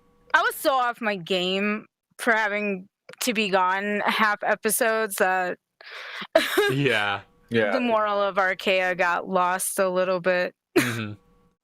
But yeah. But don't worry, she's back in full swing now. Yeah. That's good. But yeah, there was and then it's interesting because in Terra Grigia, in the canon, you only ever see hunters running around Terra Grigia. And I always thought that was weird. I always thought there was an entire game to be made out of Terra Grigia. And I'm sad that we only spent so little time in it in this campaign. Yeah. I should do a one shot there. Yeah, I should. Yeah, maybe there's a one shot to be made there, because I always thought that's just like, it's such a weird little thing. And this is the thing that kind of got played into throughout the RP, was the fact that, again, there was that huge period of pretty much zero bioterror activity, even though everybody was preparing for it, even though they set up organizations like the FBC and TerraSave and things like that. But then that's the thing about Terra Grigia, what made, to Lansdale's view, what made that incident necessary was to basically prove their own worth to the general public. And And so that was. So when Terra Grigia came along, though, that you do know it is established that the T-Abyss virus was used there, and you see in some of the cutscenes like those UAVs flying overhead and dispersing the virus, but you for some reason never see T-Abyss monsters in there. I was never really quite sure why that was and why they only ever showed hunters, which are BOWs who have to be manufactured and then shipped there. So then that was what confirmed to me. It's like, oh yeah, that's definitely not what that virus dispersal was. That's not how hunters work. So that it's pretty much. And not to mention, that's what the virus was made for. It was made for that attack. So I'm not sure. I don't know. It might have been like a design or budget issue in Revelations, the fact that you never see any T-Abyss creatures there. But I was like, I would love to see some of these other areas. Because first of all, you only ever see the tower in the game. You don't get to explore the streets or anything like that. And that was one of the things I was excited to do. Although, like I said, however brief it may have been. So, yeah, that was... So I wanted to like kind of go into those other areas and show areas where the T-Abyss virus would be taking effect, and where you guys could get introduced to and fight those creatures. And it's interesting. Bunch of oozes running around. Yeah, a bunch of oozes. Those were super fun to run. I was not expecting to have so much fun with just the properties of those creatures, like that thing where Chauncey like blasts them in the head, like with headshot, and their head just gets blown off and then reforms. It was like a whole bunch of stuff that they just couldn't show in that game, but makes sense for the properties that the oozes have. So yeah, and that was the thing. And then I researched Terra Grigia, so just kind of like I did with Raccoon City, so intensely during this when developing these handful of episodes and the adventures that you guys had there. And one thing I came to realize was that Terra Grigia is actually really small. Like it did not. That's what happens when you make an island. Yeah, because I was like ready to run this. It's like, all right, you got to traverse across the city. It's gonna take so many travel time hours, and then, but like there are shots in cutscenes in Revelations where you could see the entire city. It's not that big. It's just like a few blocks across, and apparently the population wasn't like any more than they don't say what the population was, but only apparently there were only like a few hundred deaths to come out of that, which is a lot in terms of a disaster, but nothing compared to say Raccoon City or anything like that. So yeah, but if there was only 1,000 people and let's say 600 of them died, that's the sort of idea I got, was the population must not have been very large, which would make sense given the size of it. When you see those shots that it's only a handful of blocks all the way through, it's like, yeah, there's probably not a very big population there. But yeah, it turns out travel was like no object for that part, so there wasn't a lot I was able to do in the way of having too many random encounters out and about. But also, since it was new, it probably wasn't fully like people hadn't started moving in yet. It was just industry basically. Yeah, it was probably mostly industry. Yeah, that would make a lot of sense. Like all the residential buildings were just empty. And but yeah, so that was a lot of fun getting to mess around with Terra Grigia a little bit and giving you the little dungeon of the mall, and the Terra Grigia mall and all that. But anyway, and I guess Aiden also came back in at this point. You guys met him in the theater. Jumped out of a freaking theater projector room. Yeah. Badassery, basically. That was a pretty cool entrance, I'm not going to lie. Like, it wouldn't have been so cool if he wasn't rolling so well, though. Well, yeah, no. Yeah, he wrecked pretty fast. But yeah. And that's an interesting thing, I think, to note about Aiden, though. Because this arc, was Archaea's personal arc, revolved around a lot around her backstory and the characters in it. And Aiden definitely most of all, because seeing as he's her father figure, and the arc is named after him, for crying out loud. Or rather, yeah, he is your straight up father. He is the father, yeah. But yeah, that was... I don't know, it's an interesting sort of thing, because I feel like a part of the emphasis narratively for me throughout this arc was basically that Aiden's not a good person. Like, no. he's a terrible human being. But I feel like you guys didn't really get to know that because everyone was just like so immediately trusting of him. Like, well, I guess like, I guess Archaea was immediately trusting of him, and I feel like the rest of the party was just so dark that they just sort of met him and it was like, oh yeah, we're cool with this guy. Yeah, but basically the rest of the party met him, and it's like, you fit in well here. Yeah, and that was like a completely unexpected reaction. But yeah, it's just like, he was, I don't know, there were so many times throughout this arc where he was just lying to your guys' faces and nobody called him out on it. Mm-hmm. And it was very interesting, and I guess kind of manipulating you guys along a bit as well. But I guess some of you might have been trying to manipulate him too. But but this, like, for example, like, I think this was one such instance, right, where you meet him in Terra Grigia, and you ask him, it's like, oh, why you're here, and he's just like, oh, well, I'm here because Archaea's here. Oh yeah, straight up a lie. Yeah, that was straight up lied to your guys' faces. Well, I wasn't available to call him out on that. That's true. I think Chauncey would have, but I think I figured as soon as he said that, I was like, no. I guess this part brings into a little bit with Emil. I was like, no, you're here to kill the guy that we're going after. Yeah, that is the only reason why you're here. Which is why, of course, Emil acted the way that he did when everything happened, because like that, as soon as he says like, I'm here, okay, it's like, no, you showed up when we're going after a high priority target. Mm-hmm. I know why you're here. But that's interesting because that never came up in the role play, I think. Yeah, and it just kind of I don't know, I feel like it came off as you guys being a little oblivious, but that's true. But like, Emil likes to keep his cards close to his chest. Yeah, it's true. And he speaks I played softly. it as Chauncey knew it was up, because like he was like, yeah, we'll chill here. Man, just that. That makes sense. Yeah, but yeah, essentially, yeah, he was pretty much only there to interrogate Chester, and get information out of him. Tried so hard to get them out of the same room together. But it turns out Aiden wasn't the threat the whole time. Yep. Yeah. I mean, that's why Emil got a little confused. But yeah, I think I can say this now and not wait until the end of this little get together, because I want to give you just a little bit of info on how Archaea viewed Aiden, because we're talking about it right now. Yeah, Archaea, she of course it's Aiden, right? She's been looking for him her whole life, and all of that. And she's like, well, I found him. That's great, right?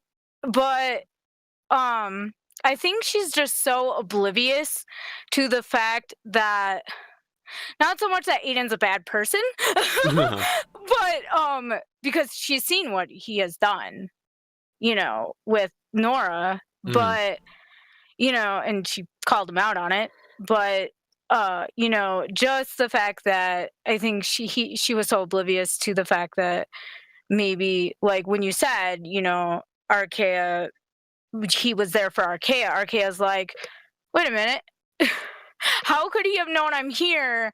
But at the same time, Archaea's going, well, he's here, so yeah, that's a good thing. You know what I mean? She's in that, like, I don't know, awkward fatherless daughter position where it's like you're just happy he's there at all. Right, well, preserving. You knew he knew you were there. You called him. No, I didn't. Couldn't call him. Yeah, because she didn't have contact with him before you guys left. I thought she left him a message. I think she tried to, but couldn't. She tried to. I mean, he was already in Terra Grigia at that point. Oh yeah, he was probably there before we were. It's possible. It's possible. So I think Archaea was just oblivious to Aiden in general. Well, I think that's, I guess it's kind of been proven that, like, her naivete is, like, a part of her character, right? Yeah. She wants wants to see the good in people. People, yeah. She gets that from her mother. But the good in people. Yeah. Mm-hmm. Meanwhile, the rest of the party's running around just like, darkness. Who do we kill next? Darkness. That's what the rest of the party is like. Pulling at strings. Emil, he he's a great guy, but he's killing people right now. Yeah, but that I don't think. Hold on. Has Emil ever killed a human being? I don't know. Has he? Did you kill any of the thugs in the? No, I specifically didn't. I straight up murdered them all. Yeah. You have to remember in that scene, Emil. I think I thought at one point he could have, but he let Chauncey kill everybody. Yeah. Well, you had. I think you did the some damage. ability to. I think you did. I think you hit the one guy, and then you tried to intimidate him or something. And he was going with it. He was heading for the door, but Chauncey kicked the door in and followed him and killed him. Emil, I don't think he's killed a human being because all the people that we've met, Chauncey has killed. Yep, that's true. The guard in the underground laboratory in Umbrella's headquarters. That's right. The USS guy. He blew his brains out. No, I think Emil actually did. He killed the sniper. That's true. Oh yeah. But didn't you fight people in the original Agent battle? I'm trying to remember if I killed anybody in that because you threw Echo Team. Someone off. Echo Team, you threw someone off the roof. Mm-hmm. Obviously, I don't remember who got the last shot on Grimson, but a bunch of people. No, Chauncey. Shared it. Chauncey got. Chauncey and Katara finished Grimson off. Yeah. And ever since I've done that, Katara's taken all like the how do you want to. I'm no longer sharing final cut. Emil hasn't killed too many people. I can't remember. No. How did what's his name? Moonlight. How did he die? That was zombies. Oh yeah, he got eaten by zombies. He got eaten by zombies. No, Allie gave him a real bad day before that. Yeah. No, she messed him up, but I think the zombies took him down. Yeah, that's funny. The zombies did him in because that's where Grimson was heading. He died by environment, basically. Yeah. Poor guy. Yeah. I died by environment that time too. That's true. Twice. Well, you didn't straight up die, but yeah. And then I jumped off the building and hurt myself. RKO loves Chauncey to death. He's got literally armor that has kill marks on it. Yeah. So has Emil only killed one person then? I don't know because well, actually, to be fair though, lifetime wise, Emil has done his share of killing. But lifetime-wise, this is true. Yeah. But since the campaign started. Since the campaign has started, he hasn't killed too many people, but he's hurt a lot of people. That is true. Yeah. He has put some pain on some people. Yeah. The freaking guy from one of the latest episodes, he dragged from a tree. Oh yeah. You put the doctor in business, I put the gravedigger in business. Basically. I am a doctor. That's a good way of putting it. I keep myself in business. I think Emil has kind of demonstrated that he's willing to kill people, though. You get into knife fights with Grimson and stuff. So, for the one person that he's killed, he's also stabilized one person in its place. That was in this episode.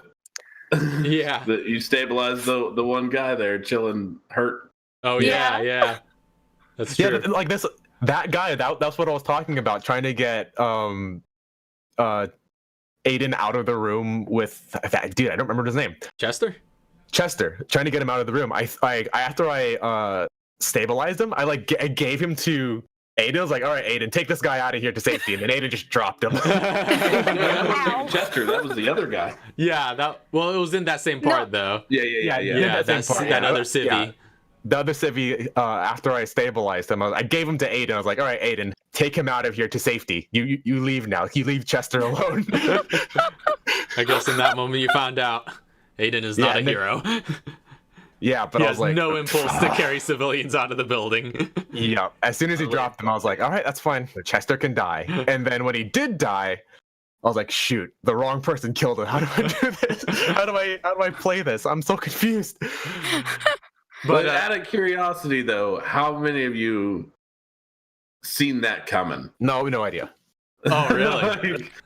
That's all I wanted to know. Yeah, I was just I was trying to play it off so cool. I was like, oh, no, okay, here's where I start. Okay, now I'm going to shoot you in the face if you don't tell me what you want to tell me. Here's the thing.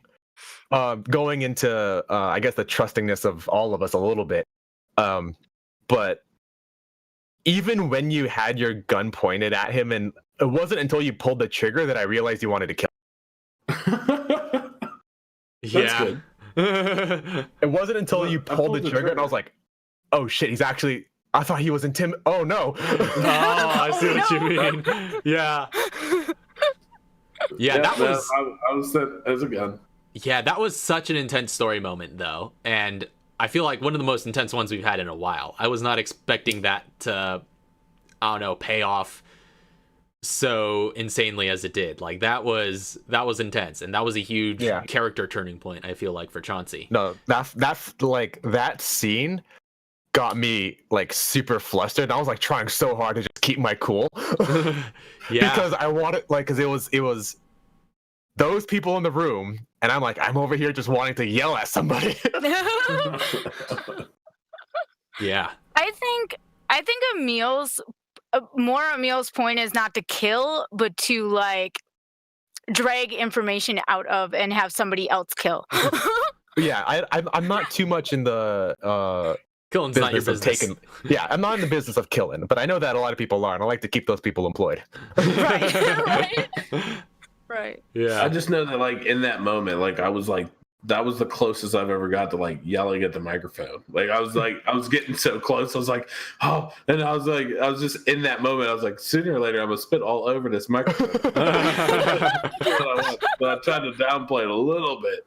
Because I was getting too intense. I was like, just give me a name. That's all. That, I mean, I would have welcomed that, Why man. do you say that name? Where is she? But I yell for a living. I don't want to do that over the internet. But it would have been such good acting, I'm sure. That's when you get the true genuine acting is when like, you get passionate. I felt my blood pressure rising. Like, my blood pressure was through the roof. Oh, and I pulled that trigger, and like I discussed it with Raph like 1,000 times. It's like, so if I just like walk up on this dude and he doesn't have his weapons drawn or nothing, and I pull the trigger, is that like game over? And like he explained it to me. He's like, well, kinda, yeah. If you hit him and this and that, I didn't know it was like initiative roll, game over. Well, chase this dude it depends because he wasn't tied down. That was the main thing. He was still able to move, and he knew what was happening too. He was aware. You were talking to him a good bit before that. If you got the drop on him, and like he just wasn't suspecting you were just behind him, and you put a gun to his head and pulled the trigger, I probably would have just cinematic deathed that and that. Yeah. Well, I think Lauren and I think we have the same policy on execution killings are always instant kills if that's realistic. But that was not an execution killing by virtue of the fact that he saw it coming. That's like where we misunderstood. Yeah, because like I was just like, it's done, so be it. But I ended up playing it out because I actually liked the chase. The chase is what I'm in for. But like, I also know that like I was pointing the gun at his head the whole time, like. Or that the beast was like talking to him, and then like he just turns around like, whoa. Like, oh yeah, my turn to talk. But like I wanted to pull the trigger, like, but I didn't want to interrupt the beast's role play. I'm gonna let this play out for a second. But then it didn't go the way I wanted, so I was like, now I have to ask some questions. Give me some answers. Why do people want you dead? Give me a name. Yeah, and he didn't have a name. Man, he got an answer. Next he got time, a name. Get names. Yeah, all he knew was that there was some high up financier that replaced the last financier, who you also took down. Yeah. Did I say that in there too? Because like I totally felt like I said that. Like, oh yeah, I took that guy out too. You didn't say that, but I think you acknowledged it though. I remember you were just like you gave it like a smirk when he said that. Oh yeah, that's what I said. Yeah, I gave him a smirk, like, oh yeah, I know that. I was the one who took him down. Oh man. But yeah, that was such an intense moment and just an interesting way to cap off that Terra Grigia bit. And that was so. I will say this wasn't as much the highlight of the episode that people remember, but for me, I feel like playing Lansdale throughout all of the Terra Grigia adventure. I feel like playing Lansdale in that was really interesting. Because I don't know, I feel like I didn't fully have an appreciation for the kind of character that Lansdale is until I had to put myself in his role until you had to play him. Yeah, and play that character and play that manipulative, mastermind kind of character. And it's just like, this is because Revelations has an interesting story structure in the way that you're like unraveling the mystery and kind of seeing retroactively what kind of person Lansdale was. Whereas with this, with me going in with that knowledge and playing him that way, it's just like, man, it feels so weird to play that, that career politician, ex-intelligence agent kind of guy who this is what it looks like when he's in the process of making that mystery that Chris and Jill later have to unravel. That this is just what it looks like. It's just using people. In the field. Yeah, him in the field, using people, using all of his logistical power. And it was super interesting. And it was an interesting, I guess, dialogue experiment for me. Just trying to play this character in such a way that, is friendly, because obviously he's not trying.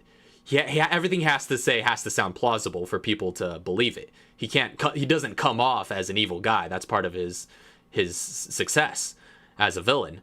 But so it has to be like friendly, but it also has to be covering his bases. Being someone who's a career politician, he can't get caught in this stuff. And so if you notice, all of his dialogue that he has with Chauncey is very deliberately worded, in that even if Chauncey were to like record any conversation with him, like it was even in this way in the first one, and then the second time you actually tried to record a conversation with him, and he used the same tactic, which was just like if you were just to listen to the words he was saying, like there was essentially not a lot that would hold up in court.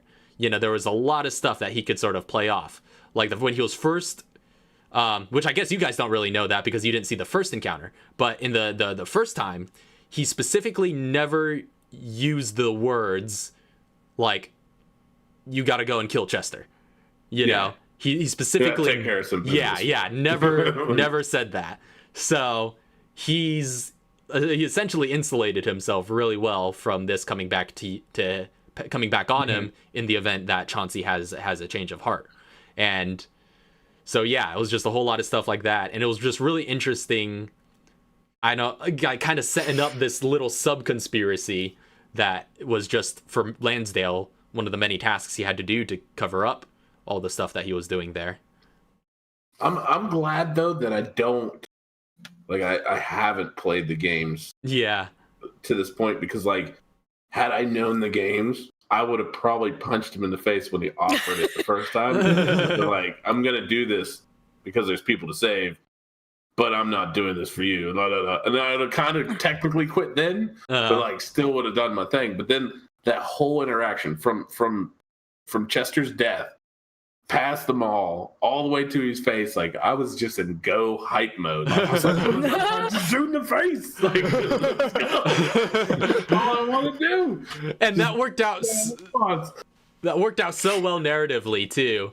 When you rolled that natural one to punch him in the face, that was I felt like that was just one of those moments. There's certain moments where the dice know. And I felt like that was one of those moments where the dice knew what was best for the narrative, because that ended up making that moment so cinematic in the way it played out, where it's just you want to punch him, but you even when you fail at that and he just steps away and he just has his hands behind his back, he was just so villainous in that moment. And I thought Chauncey it was so cool. Felt defeated. Yeah. And it was so kicked cool. His gun off the edge. It was so cool. Just narratively, the way that worked out, that was just such a perfect natural one. That Chauncey could have that defeated moment, and this essentially purely intellectual villain can have a victory moment. Just because obviously, if you were to start attacking him, he's a freaking old man. There's not much he could do to defend himself against you. But of course, obviously, there'd be an army of FBC agents on top of you. But yeah, so it was kind of cool getting to see, even in an RPG where you could do crazy stuff like that, just decide to start hitting people, to see that, the thinking villain just overcome a physically superior person. Brains against bronze. Yeah. And it was kind of cool how that resolved itself. Mm-hmm. But yeah, that was just such an incredible episode overall. Oh man. Again, I was so happy up to that point. Like, I was like, no, here's your gun. Off the edge. Defend yourself now. I quit. And it was a defeat but a victory at the same time for Chauncey, because he was just like laid down his badge and just like stormed off in a good fashion. Like he made his point, directed him, pretty much told him he was a POS, and was out the door. And then just to walk past the guy that's now like, that guy's captain material. That was perfect. Yeah, that was perfect. That was kind of partly why I put Clive R. O'Brien there. Was I wasn't originally intending for him to be there, but I figured, because it's like, we know O'Brien was in Terra Grigio, we know he arrived as a FBC advisor, and when you had that moment at the end where Chauncey officially quit, it was that, like, as you guys were on your way out, I was like, oh man, I could just introduce, the figurehead of the BSAA right here, and just like, put that opportunity right in your path. And I walked right past it. Yeah, you walked right past it. Everybody else stopped and had a chit chat. Did we take the chopper that he came in on? I think you guys did, yeah. Oh my god. They just do a rotation. They don't care. Yeah. They're just great. flying people to and fro. Transit. Mm-hmm. It's pretty great. So after the conclusion of everything you guys did in Terra Grigia, though, then there's another downtime episodes, the dealings in the shadows. Got introduced to Will Pharma. There was, Again, there was actually that in the shadows, best stealth play by any non-stealth character ever. That was ridiculous. You were right. It's the suit. I have to wear a suit now. That's true. Which one? When he was sneaking around the Will Pharma facility while you guys were getting the tour. Oh, that was, yeah. Oh my god. Hello, ladies, and welcome. That was pure luck of the rolls, though. You were riding the luck of the rolls there. Well, I guess it did help because it helps narratively. Yeah, I think it helped that, like you said, that you were in the suit, though. The fact that you didn't have the heavy armor disadvantage. I like the way I Iron Man my suit into a briefcase. So are you ready? But you say Iron Man, but you I just imagine you hotel room just shoving pieces of armor into a face. I'm adding Velcro to my armor so it's faster equipped. Yeah. Raph. Mm-hmm. Really quick. Was this the one where she gave the service for Yuko? Yeah. And that's what the thumbnail is for too. Yeah. Yeah, that's what I thought. Yeah. I'm like, why is there a church? Yeah, that's what that would have been in reference to. Which there was a lot of out-of-game role-playing that happened in conjunction with this episode. Yes. And I feel like, so we haven't really acknowledged that on stream yet, but I think there's a good time to do it. So, sure. Basically, there was some stuff that happened between a lot of different player characters that resulted in a lot of different text-based RPs that... Which I posted. Oh, did you post on Twitter? I posted them on Twitter. Okay. Lauren has one of them. Yeah. So that's up to him, but yeah. So yeah, if you guys want to post the ones that you guys were involved with, you could find those on Twitter. When this goes up on YouTube, I'll link them all in the description, so that those could all be easily found. Do you want me to tag you in them, Raph? It's probably not necessary. Okay. Or at least tag Resident Roleplay in it. Hashtag Resident. Yeah. Hashtag Resident Roleplay. Use the hashtag. I didn't even know we had a hashtag. Yeah, we got a hashtag. I use it every time I tweet the stream. Hashtag. Yeah. I don't know, Raph. I don't look at Twitter. The hashtag. Yeah. I didn't know. It's not like they bought the hashtag. Yeah, we just type in hashtag. Exactly. That's all there is to it. Hashtag Resident Roleplay. It's that easy. I could be hashtag Chauncey's a badass in every single one that I post. You could. Awesome. I totally forgot. There's also an Emil Nuria roleplay. There was also an Emil Nuria roleplay. That I'm gonna put up soon. Okay, yeah, if you want to share that. But yeah, there was some interesting little interactions, some of which may be vital to the story. Although I am going to request that you guys try to bring it up in an episode before you immediately, don't assume essentially that people are going to read all the role plays. So we still need to do exposition for that in the main campaign. Any of them. Yeah, there you go. At the very least, Doc will need some explanation. I'm not reading any of them. You don't even have to assume. Just know. Just know. Yeah, I mean, there's gonna definitely be some stuff that pops up where it's just like, the hell is that person doing there? And it's like, oh yeah, we literally I hired somebody. Now, Lisa, is this the moment in which I came into my house? Yep. This was Okay. the moment that Chauncey came into the house and RK was just sleeping on Kevin's lap. Oh yes, I remember. Read the roleplay. Read the roleplay, people. Yeah, I was wondering, I don't have a copy of that. If you want to reword it, make it sound a little bit better and post it, I'm fine with that as well. Yeah. But It's on Twitter. yeah. But again, hashtag Resident Roleplay. Hashtag Resident Hashtag Roleplay. RP. But yeah, and then after that sort of brought you guys into this last little adventure, which was the sort of closing finale in. Well, first of all, there was a time jump in there where the manifold rises to power. That's an important point of note. Yep. And the Felicianos seem to have taken a bit of a back seat. Yeah, which is prime for Emil. I'm going to talk about this once we get going again, but Emil's just like, I got you.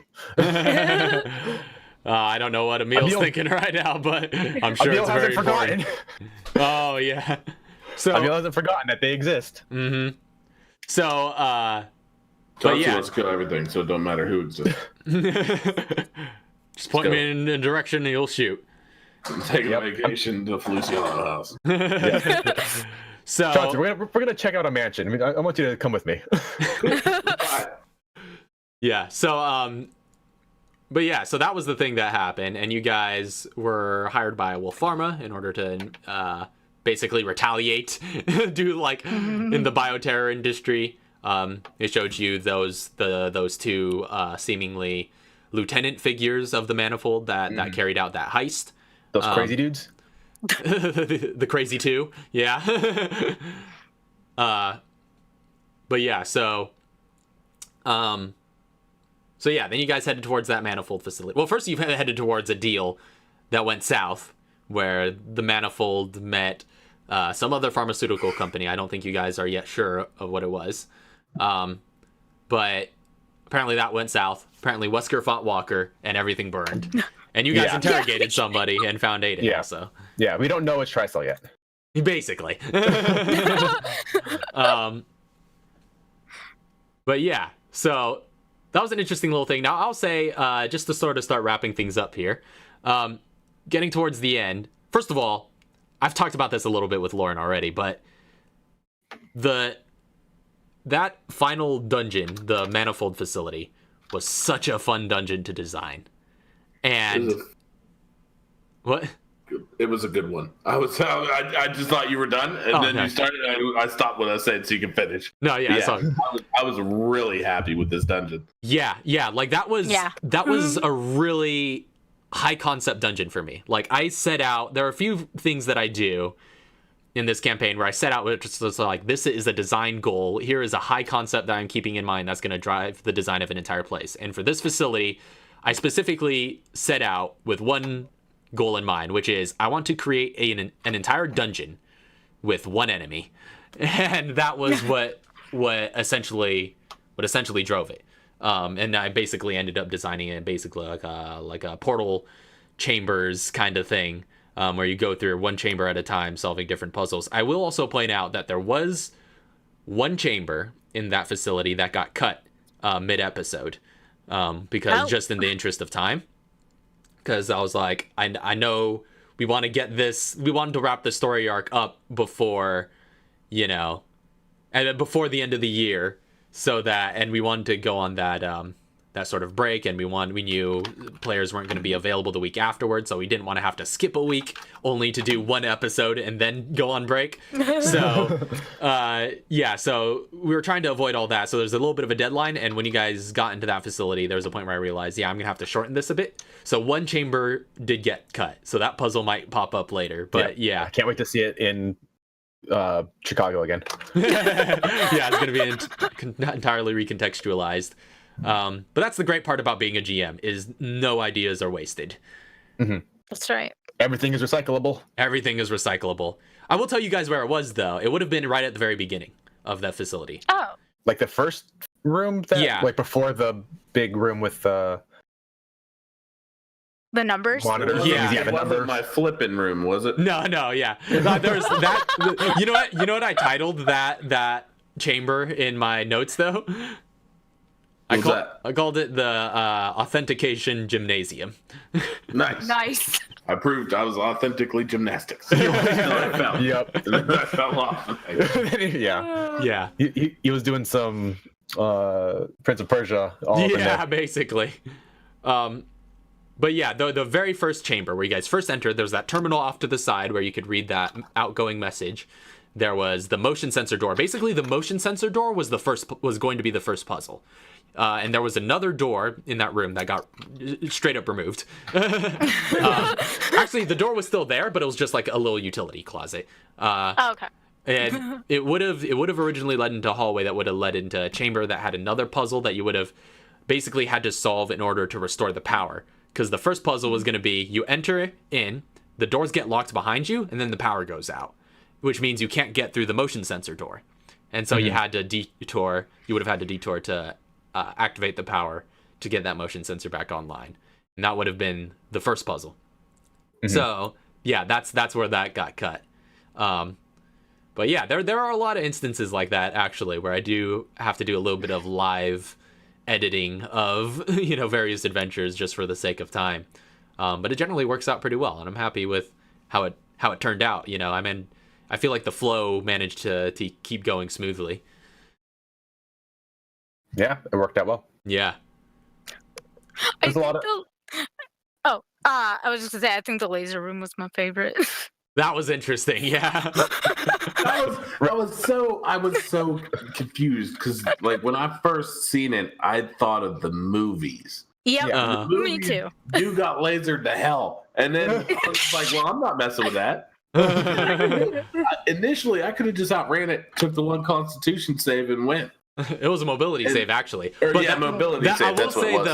I will say, yeah, that was interesting to see your guys' solution to that, because just having a puzzle or not even a puzzle, just having a room that's just a straight hall with lasers coming at you doesn't seem like a very complex situation, but there's so many different ways that could have gone, and I found your guys' approach pretty interesting. Can't say I expected that one entirely, but the only thing I was blown away about with the laser room was it seemed like the lasers got faster and faster and faster. I was like, wait, didn't they just go?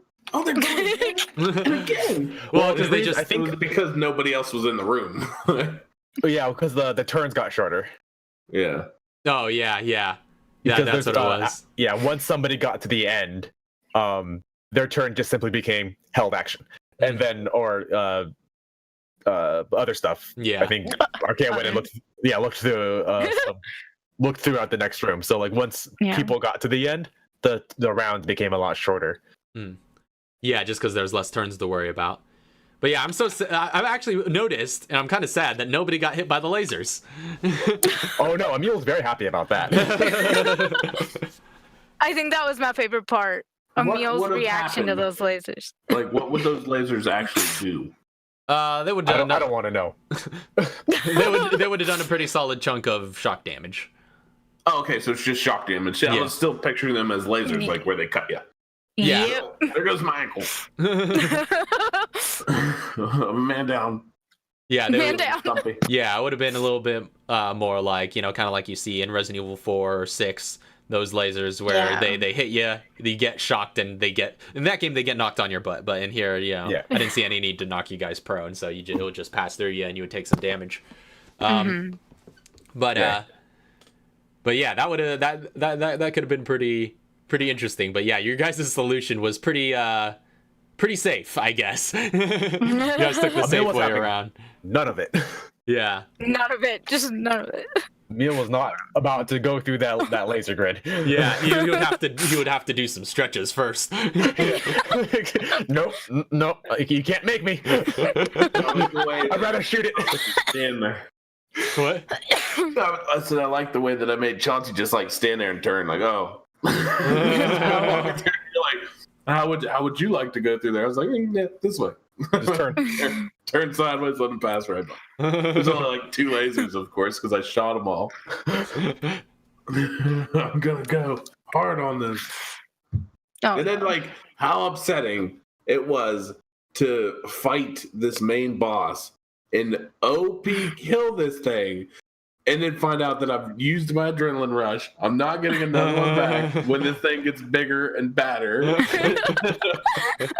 straight up wiped it out, though. That was kind of funny, because I would have loved to see that combat encounter in real time too. Because essentially what had happened, when you consider that a round is just 6 seconds, essentially what happened is, you know, he went all big and bad, and Chauncey just pulled out his shotgun and just until he died. Well, basically, like, I'll say this again because we talked about this before, but like basically, the G virus was like, ah! And then Emil was like, ah! and then Chauncey was like, ah! Yeah, there were some crits in there too. And you're a headshot, and you just pulled out a shotty and just started shooting at him and kept shooting until he was dead. 109 points of damage. That was more than you needed. And then I burned all of my resources. So then I had to fight everything the regular way. Yeah, that's that crazy burst damage. Yeah, you blew your load in there. Yeah, it went off. It saved everybody some health until we get to the middle, though. But it was fun. It was action for the win. Mm-hmm. And then, like, the fact that like a rocket launcher later on did close, if not just like a little bit more damage than I did with just a shotgun, I was blown away. I was like, no way. I'm that close to hitting somebody that hard.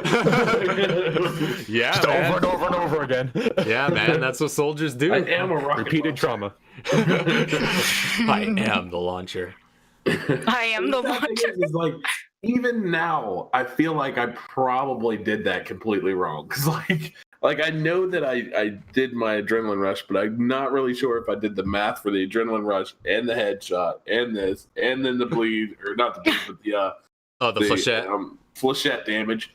It was just like, I was way out of it. I just could not. But, like, it woke me up whenever I, like, wrecked him. I was like, all right, good enough. Let's go. I don't even care to do all the math. Yeah. Yeah, Go what ahead. were you gonna say? Oh, I was just gonna say, I was on Twitter because I got a notification, and I just want to tell you how funny this coincidence is that it says under the who to follow, the top one is Speed the Beast. Okay, then. That's random. Well, Sorry. So, speaking of the beast, you guys also eventually made it down to the laboratories. You guys had a fun little math puzzle. I was surprised, actually. I was really worried about that one. I was really worried that one was going to be over too quickly. What was that? I was really worried that one was going to be over too quickly, but it, you guys actually spent a good amount of time on it. I was like, oh, that wasn't half bad. Well, like,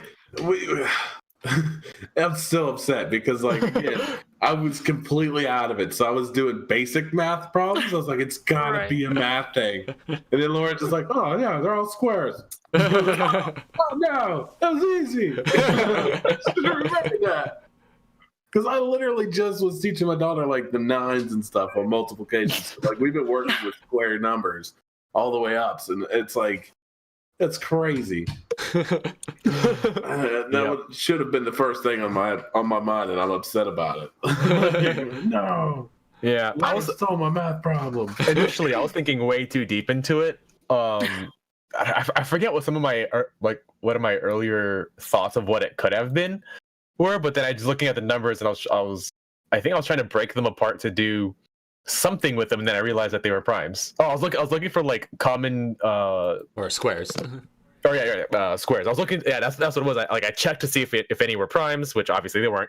I checked to see if any were like the common denominators or whatever, and like use those numbers. Like, this isn't making any sense. And then when I'm trying to divide them, I figured out they all can be divided by a square. Yeah. So Yeah, that was quite interesting. Now, when you guys finally got down to encountering Simmons, that was quite a dramatic moment as well, with Aiden and Arkea finally meeting him again. And by the way, I loved the thumbnail for this finale as well. I feel like all of the story arc finales have had awesome thumbnails. Yeah. But yeah, that was a great interpretation. But Oh, yeah, I like the name of that one. yeah. Well, meet your maker. Yeah. Maker of meat. I'm really Pretty much what he turned into. We made him into meat. Yeah, big old slab of meat. Before Raph goes any further on this dramatic scene, I just want to say that this particular part of the story, the finale, was really rough on both me and Arkea. because originally I had made Simmons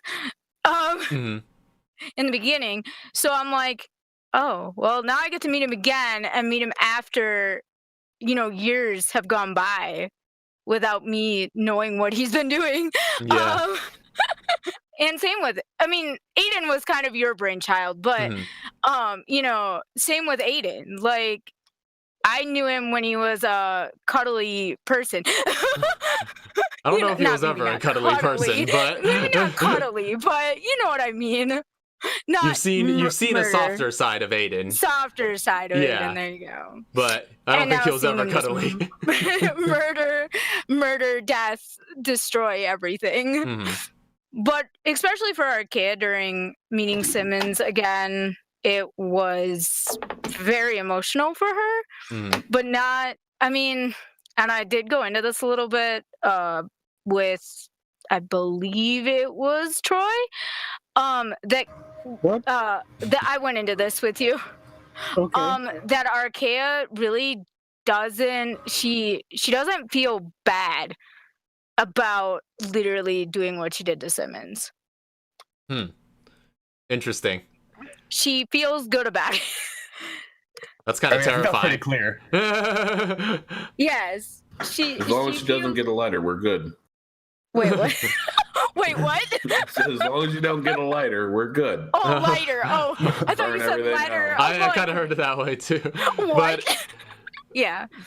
Yeah. So, yeah, it is terrifying, and we'll get into that in the next season. I guess yeah, we'll see how that affects her long term psychologically, because you just straight up just slit your original father figure's throat. Yep, just slit it, and it was so easy. Like, it looked probably really easy. Like, she just kind of went up to him, hugged him, and just drug the knife across. yeah. I mean, he wasn't resistant. And we'll find out why in a second. I don't know. I don't know if you will exactly find out why, but I will say, talking about earlier how, I feel like you guys really didn't call Aiden out so much. I was really surprised by the lack of insight checks that were going on during this scene, because I was about to ask about this. Yeah. Actually. I mean, there was some insight to be found. Arkea was more questions, give me answers, not worrying about insight so much. Yeah, well, I mean... he gave you answers. Yeah, he answered you. He did. Did he give you the right answers? Yeah, and I guess you may never know. Because, again, like with Emil, there's a lot that Emil likes to keep close to his chest. And there's a lot in there that played into what Emil wants to do later. So he wasn't going to try to get the right, as long as the answers are correct for him. As long as they're what he wants to hear. Yeah. Well, I wanna say this. I think it was a lot like the Emil terminal situation where she thinks what Simmons is telling her is true. So she's just like, well, these are the answers that I'm getting, and these are the good enough answers for me. Because Emil thinks that you just want to hear what you need to hear. Right, hear what you need to hear. Yeah, basically. But yeah, because there was, it's interesting because there was I will say, there was a mixed bag in there. obviously, as I'm sure you suspect, a lot of what he was saying wasn't entirely truthful, Right. and a lot of it was. Mm-hmm. Yeah, which was which though. Yeah, and he's gone now. So if Yeah. if you're ever to find out which was which, it won't come from him. Right. So, but yeah, that's interesting, and it's very peculiar because Archaea has a lot of unresolved issues from her backstory. She does. And it's just She like, does. and the Aiden kind of brought some of those lights. It's just like, why? You know, why did they let you go? Why? It's like this doesn't make any sense if they held you in such high regard.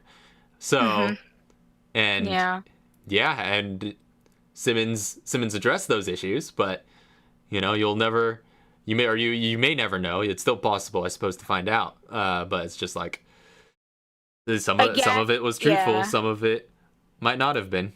I think a lot of it also with Archaea is sometimes it's a lot of duty versus feeling. Mm-hmm.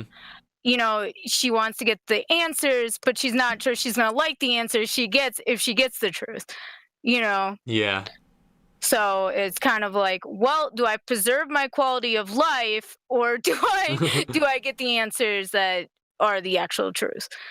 So she was basically kind of going in ready to accept whatever he was going to tell her. Yeah, basically. Yeah. Well, she went in there with the mindset of slitting his throat. Well, probably not slitting his throat, but killing him. Mm-hmm. I mean, because, you know, her and Aiden had talked about it. She did kind of steal his glory a little bit, but either way, he didn't leave there alive so much. Simmons didn't leave there. A G monster did. Yeah. So I mean, in the end, Aiden got what he wanted. Mm-hmm. Well, no, that was Aiden was happy about that.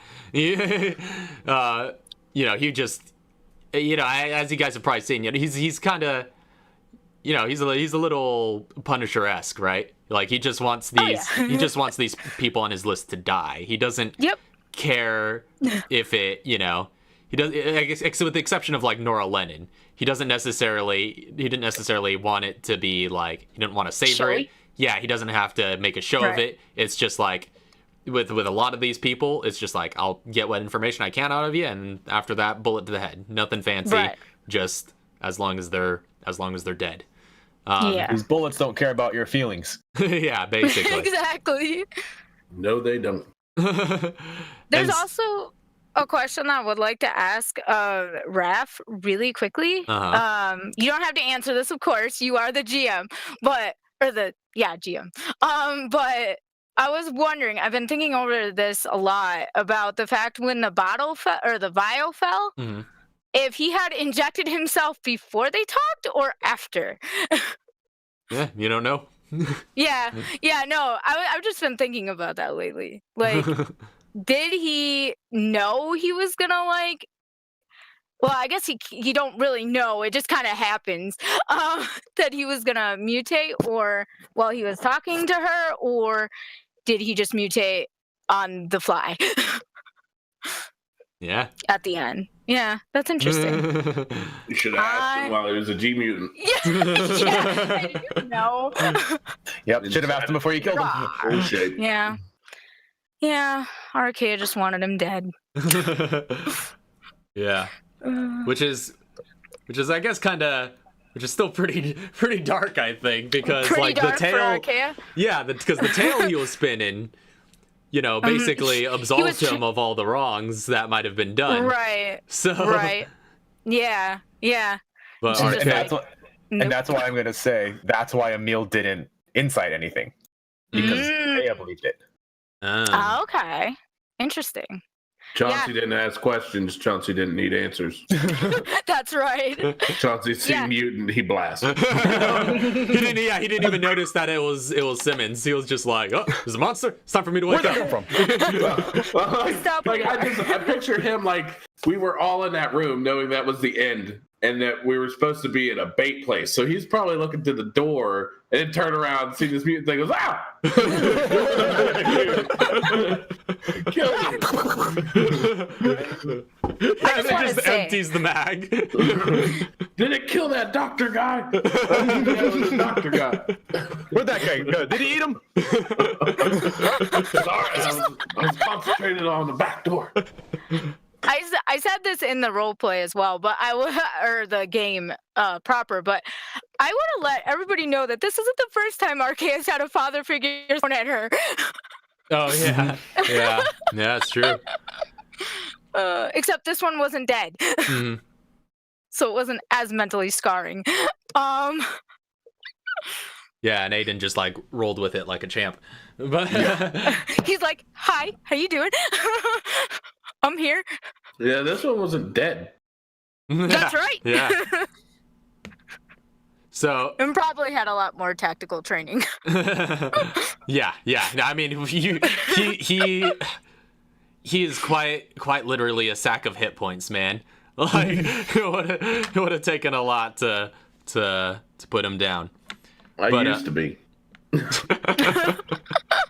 Not such a getting there. anymore. Yeah, I mean, all in all, this is still a pretty tanky party. Yeah. The Now average is pretty How much high. health did he have? Who? Aiden. Hey.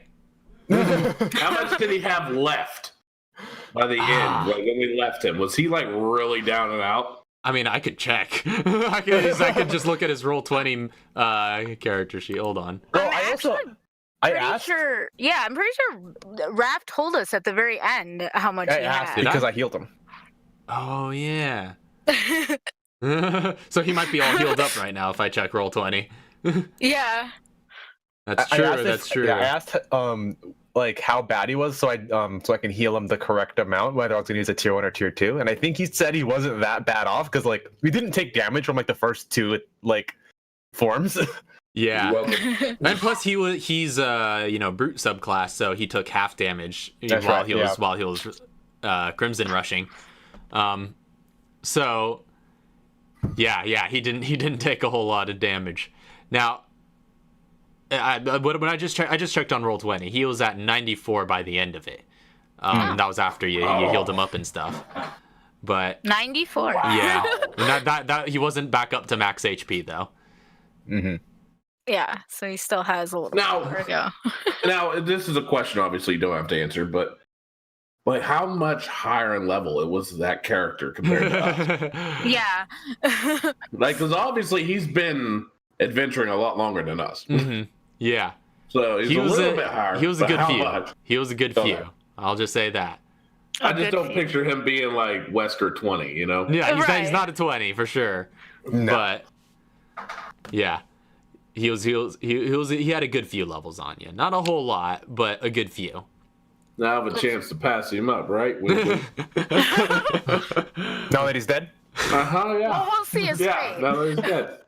So then you guys got chased out of the facility by the G, and that was actually pretty neat getting to bust out maps for all these locations that you've seen throughout this entire time. And that was fun messing with fire and lighting stuff too for that. I'm not sure if you noticed those gradients, but Yeah. they were I will say they were really jank because I'm not a photo editor like you, Lauren, and I search for workarounds for how to do things. But yeah. I love the elevator. The elevator is pretty intense. Like the fact that everybody's climbing up on boxes and I'm just standing in the middle like, let's do this. That was super close quarters too. Yeah. Mm-hmm. That's the exact range you need Chauncey to be in. That's true. That's true. You Within put range of my Chauncey in primary a- firearm. Yep. Give me a box, put on somebody in a firearm and kill me.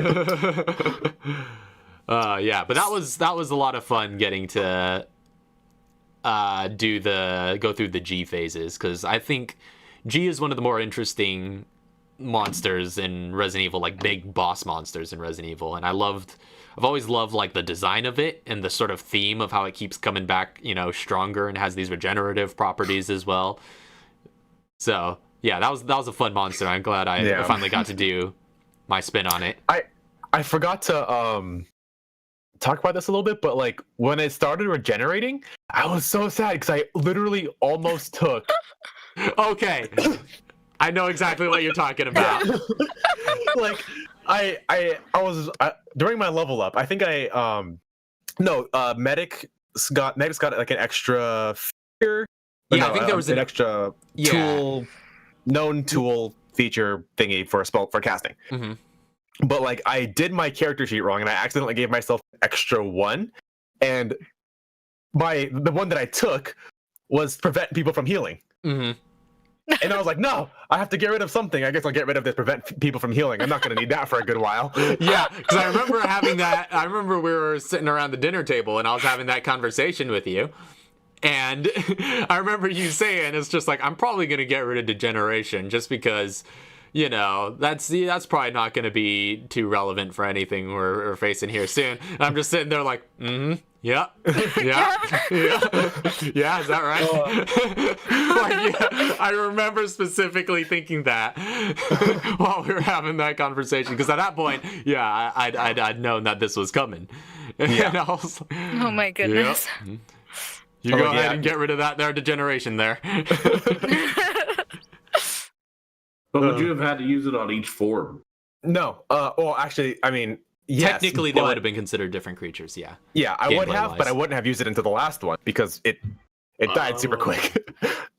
Yeah, true. It did die pretty quick in the other three. Yeah, so the last one I would have been like, I think it got 2 or 3 rounds of healing in, and I'm just like, The last fight?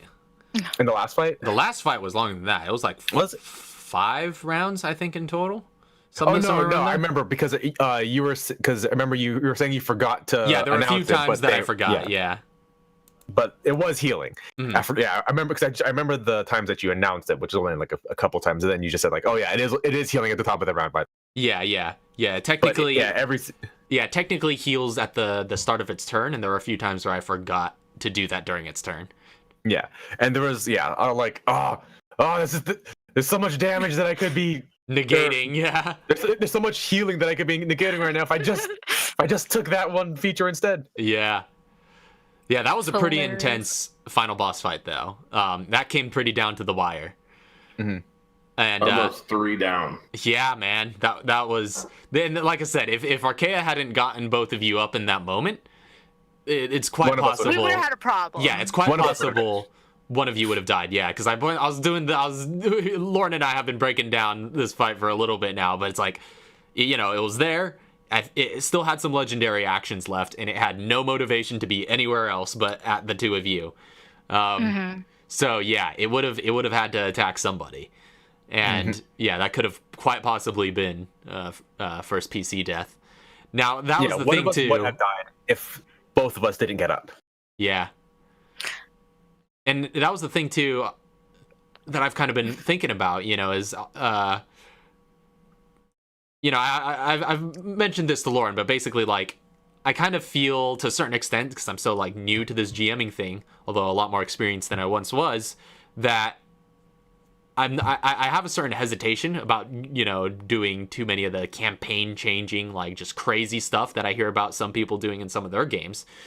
And but I feel like now that I've kind of gotten my formula down, I'm a little bit more open to doing crazy things. And I think one of the good foundation to Yeah. base those crazy things off of. basically, yeah, I have the basics down pat, so I feel a little bit more free to do that kind of stuff. And going into this fight too, and there have been some moments where I do recognize I feel like I kind of pull some punches with you guys. But going into this fight, I'd premeditated to myself, just like, it is quite possible the last form is very challenging, and after draining your resources from the first few forms, it is quite possible that there will be a player character death in that fight. And I sort of had a chance to mentally prepare myself for that going in, to make sure that I don't hesitate if that's what the monster would do. And I loved it. Yeah, I know you're down for that sort of thing, because I feel like you've got like that old school RPG gamer mentality of where basically your character's death is taken for granted in the literal sense of the term. You know what I mean? So I feel like you kind of have that, yeah, where it's just like yeah, my character death is my character's death is the one thing that's guaranteed to happen at some point in this campaign. Let's go. Let's go. Yeah. There has been a lot of times, like, just when we talk on our own, you know, where I've come in and I talk about, like, you know, like, dude, like, feel more comfortable about killing a character. I will say that a lot of those have come from moments where I feel like you have pulled punches. I'm just like, no, we could have easily died there if you hadn't. Yeah. And there have been some times where I was like, dude, feel more comfortable about killing somebody. Yeah. I know you're ready to die. I know Doc's always ready to die. I live to die. Yeah. Well, the two characters who run face first into it, we're ready to go. Yeah, that's true. This is the only game that I've played that my kill to death ratio is plus.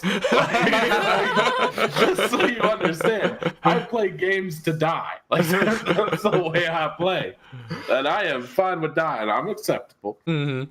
Yeah, but I feel like this was really the first major epic battle where I like went in fully mentally prepared for somebody to die. Yeah. The option was like it was on the table right out there.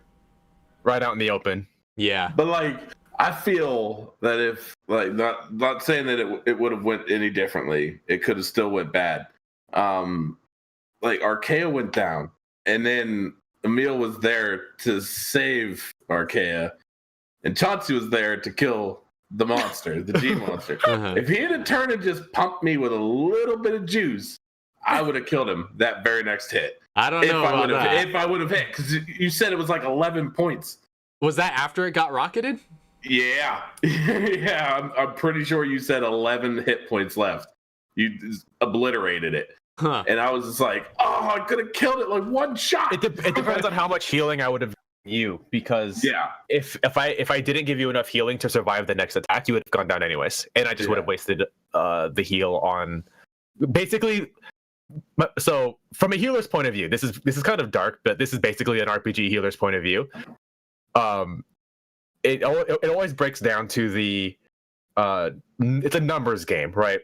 Like 5 goblins at 1 health is way more dangerous than 1 goblin at full health. Wait, no. Yes.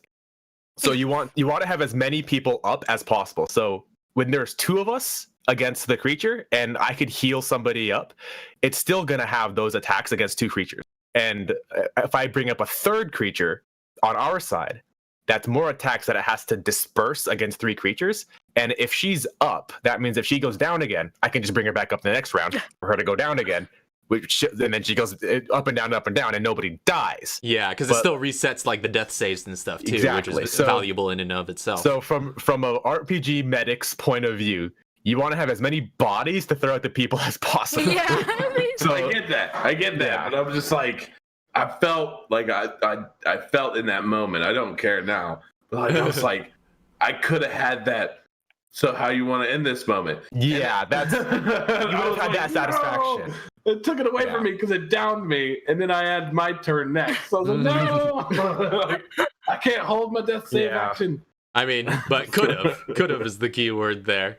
That would have been a gamble. Yeah, that would have been a gamble. I think, if I'm correct, I was running up with did I have my shotgun ready? No, I think I had my shotgun because I had 2 shells left, and I was like, I'm doing this.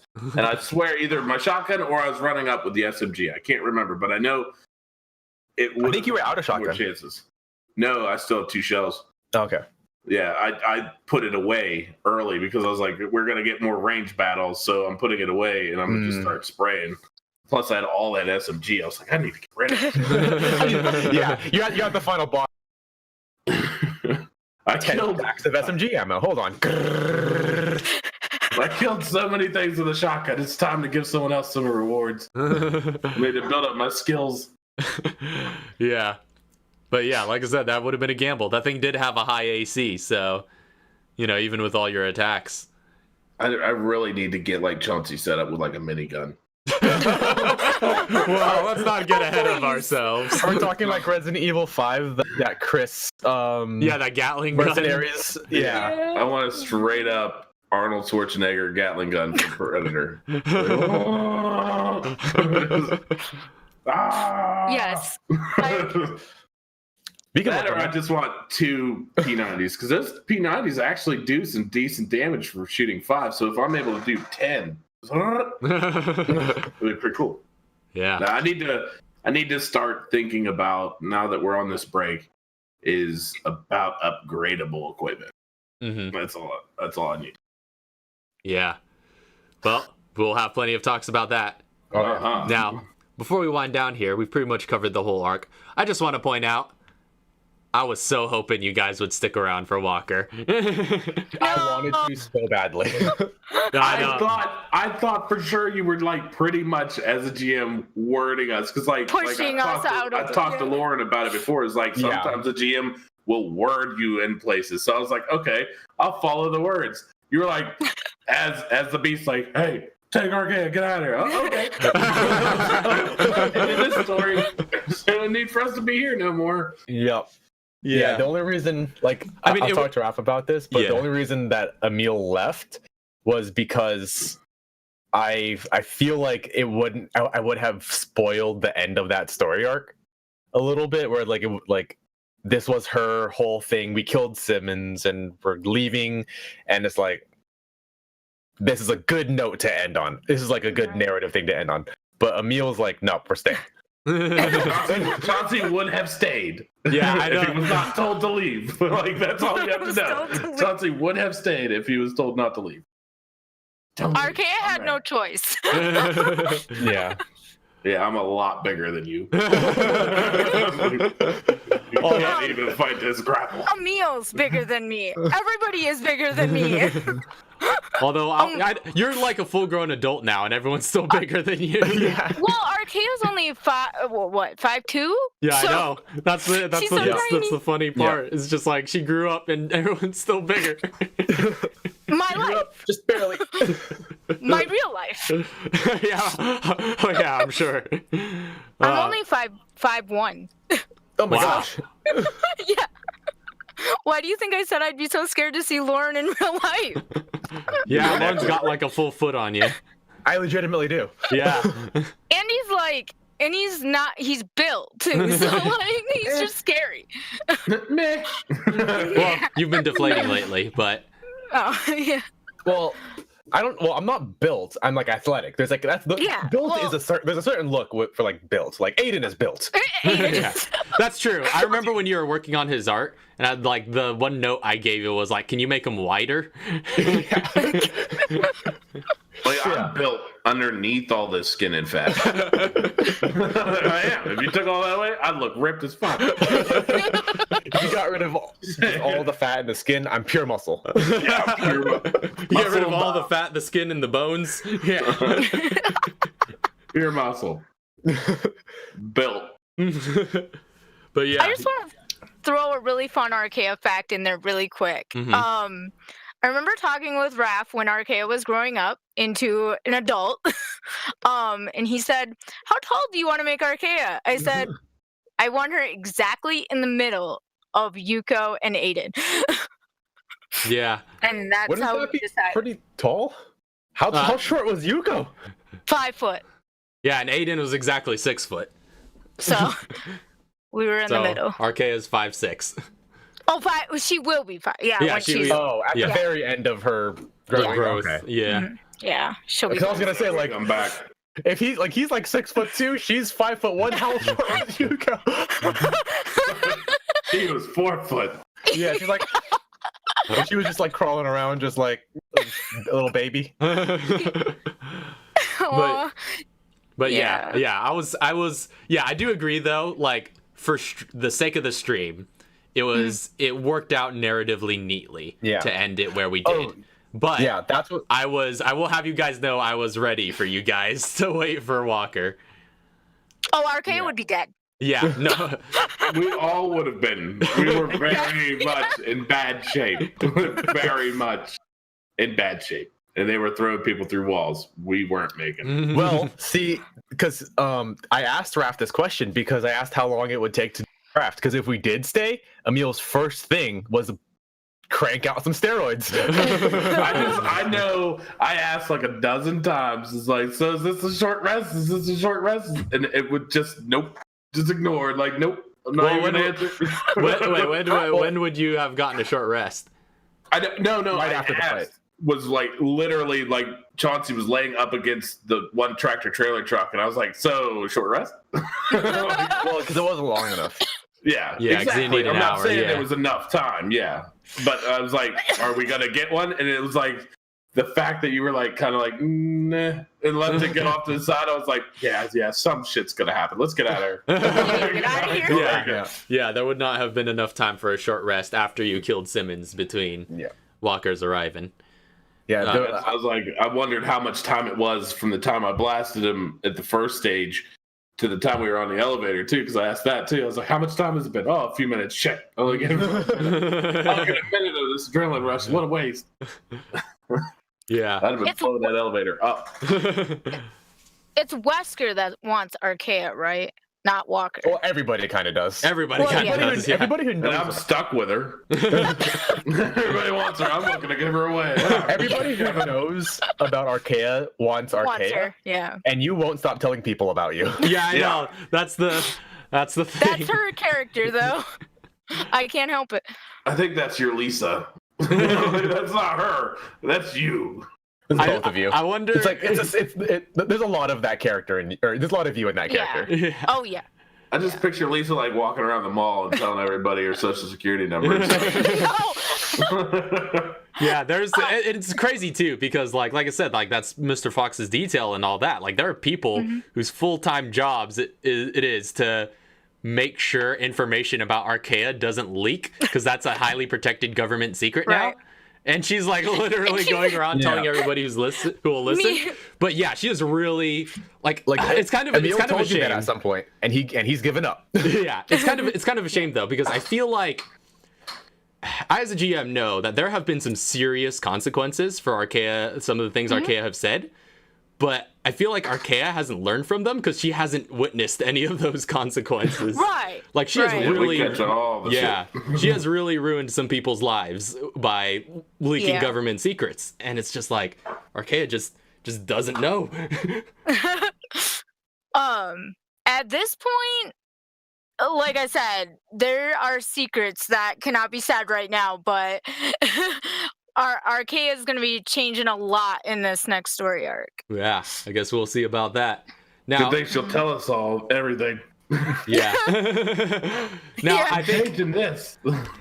I think I can reveal this now, just because it's going to be a long time before it's relevant again, and I don't want to be sitting on this for so long since we're talking about it right now, and I know a certain somebody else won't want to be sitting on it for too long. We won't show anything. But I will just say that there was original artwork done for Elliot Walker that did not get used. And made by our resident Ilo, who did the art for Artemis and a few of the player characters. She pumped out one. I started talking to her a few weeks before, as we were approaching that finale, and I was like, "Hey, any chance they could?" Just in case we stayed. Yeah, just in case. I warned her. I warned her that it probably won't get used, but just in case, I want to have it. And that was a pretty big deal. So it exists. I will say that much. Can we get a silhouette? Yeah, maybe we could get a here's that Pokemon. Here's that Pokemon version of it. No, probably won't do that because there might be certain spoilers involved even just doing that. But Yeah, this big old tentacle spike back he's got on his back. Yeah. I imagine he looks kind of like I don't actually know anything about this game, but that Metal Gear Solid game with all the nanobots. There was that that big ripped like nanobot arm dude who's just like his chest is like the freaking size of a truck. I imagine that's kind of what he looks like now. He was like walking around just ripped. Yeah, I like that there's this Just mystique write it about out. him now. I feel like we're getting to that point where people are starting to really wonder about Walker. It's just like, what is this dude like? And it's so fun for me hearing all the theories. Yeah, but this is why like we've talked about going into being able to do our personal, like our home games now a bit, but like that's why I'm excited about doing a home game, because we can do stupid shit like that. We're just like, all right, let's just stay and see what happens. Mm-hmm. TPK. Okay. Yeah, exactly. Yeah, it's like, all right, reset. Yeah. And it doesn't ruin the quality of the stream. Yeah, go. Never mind. I'm gonna Google it. All right. Google's your best friend. If you can Google it, you should. That's actually, yeah, I know what you're talking about. That's one of my mottos as well. Like, if you could get the answer from Google, then you don't need to ask anybody else. Yeah. So like, I picture Walker as like, you remember League of Extraordinary Gentlemen? Yeah, I know that movie. Yeah. I kind of picture him as like the bad guy version of Dr. Jekyll, Mr. Hyde. Mm-hmm. Oh yeah, the one where he just like he downed the whole formula and he was like bright red. One little ass arm and one. Yeah, a little mutant. The tiny head. Tiny head. He was ready. He went through walls. That's exactly what he looks like right now. I can guarantee. That's why we couldn't get a silhouette. Stop. It's straight up same photo. We'll get the background. Like, oh, I knew it. Oh yeah. It was a Nazi camp that he was made in. Oh yeah. I'm super jazzed about this next story arc, though. I am excited for what's going to be happening in it. I'm excited to just get back into the story and see where you guys are all going. But in the meantime, we got a month of break, and I'm actually also really excited about First Degree, as it's being called. Our villains miniseries. I'm just, like I said, this is a character idea that the character that I'm going to be playing in it is an idea I've been sitting on for a long time for a Resident Evil villains character, and I'm just really excited to finally be able to play him. So I am so pumped about my character. I'm excited about. I mean, I'm always excited whenever Doc's got a new character. I don't mean to steal the thunder, but I mean, I feel super great about this character. Well, see, Lauren has been telling me, obviously he's not saying anything, but he's been telling me some stuff here and there. Apparently, this is going to be a very interesting party, and I'm very excited to see what everybody else is doing, because I thought my character was super unique, but from how it sounds, there's gonna be a colorful cast. I love like how little I know, and yet I feel so great about it. I'm like, I don't even know how this is gonna work. I'll figure it out on the fly. Yeah, figure it out. Go. Be a civilian. Toss some motivation your way. I love these characters though. Like I can't wait to meet the new ones.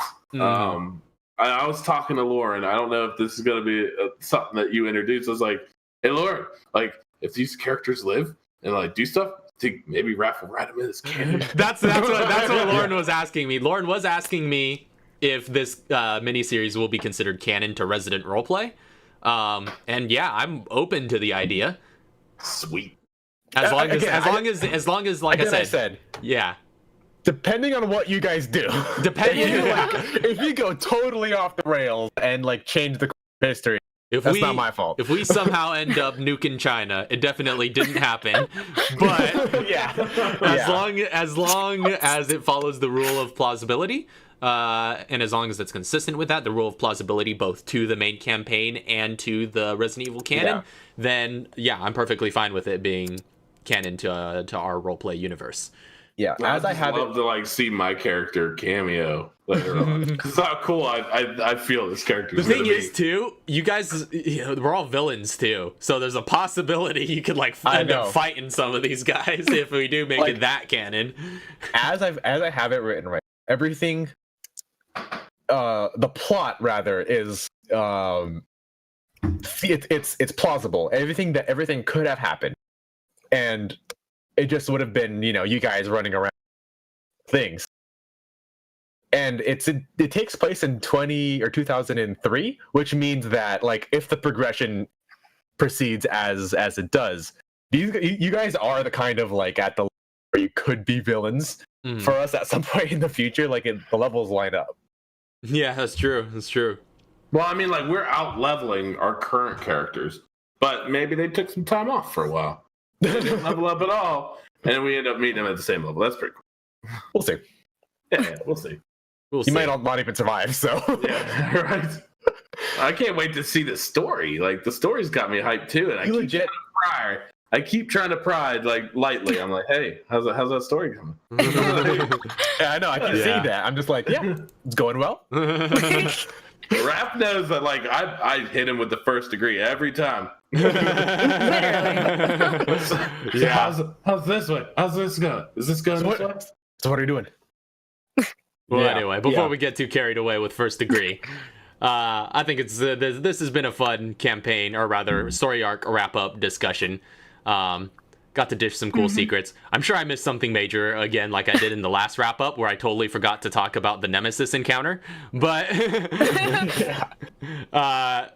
but nonetheless, I'll probably make a tweet or something about it. Maybe share some behind the scenes stuff on Twitter at some point, because I still never did the shared those pictures I wanted to share from the second story arc, where I wanted to show you the overlay of my map making process for the streets of Raccoon City, where I have like I said, like all of the maps that you guys were on the streets for in Raccoon City were all like real places in Raccoon City. Like I just took the official canon map of Raccoon City and just like blew it up and then used that as a canvas to start with and just outlined it.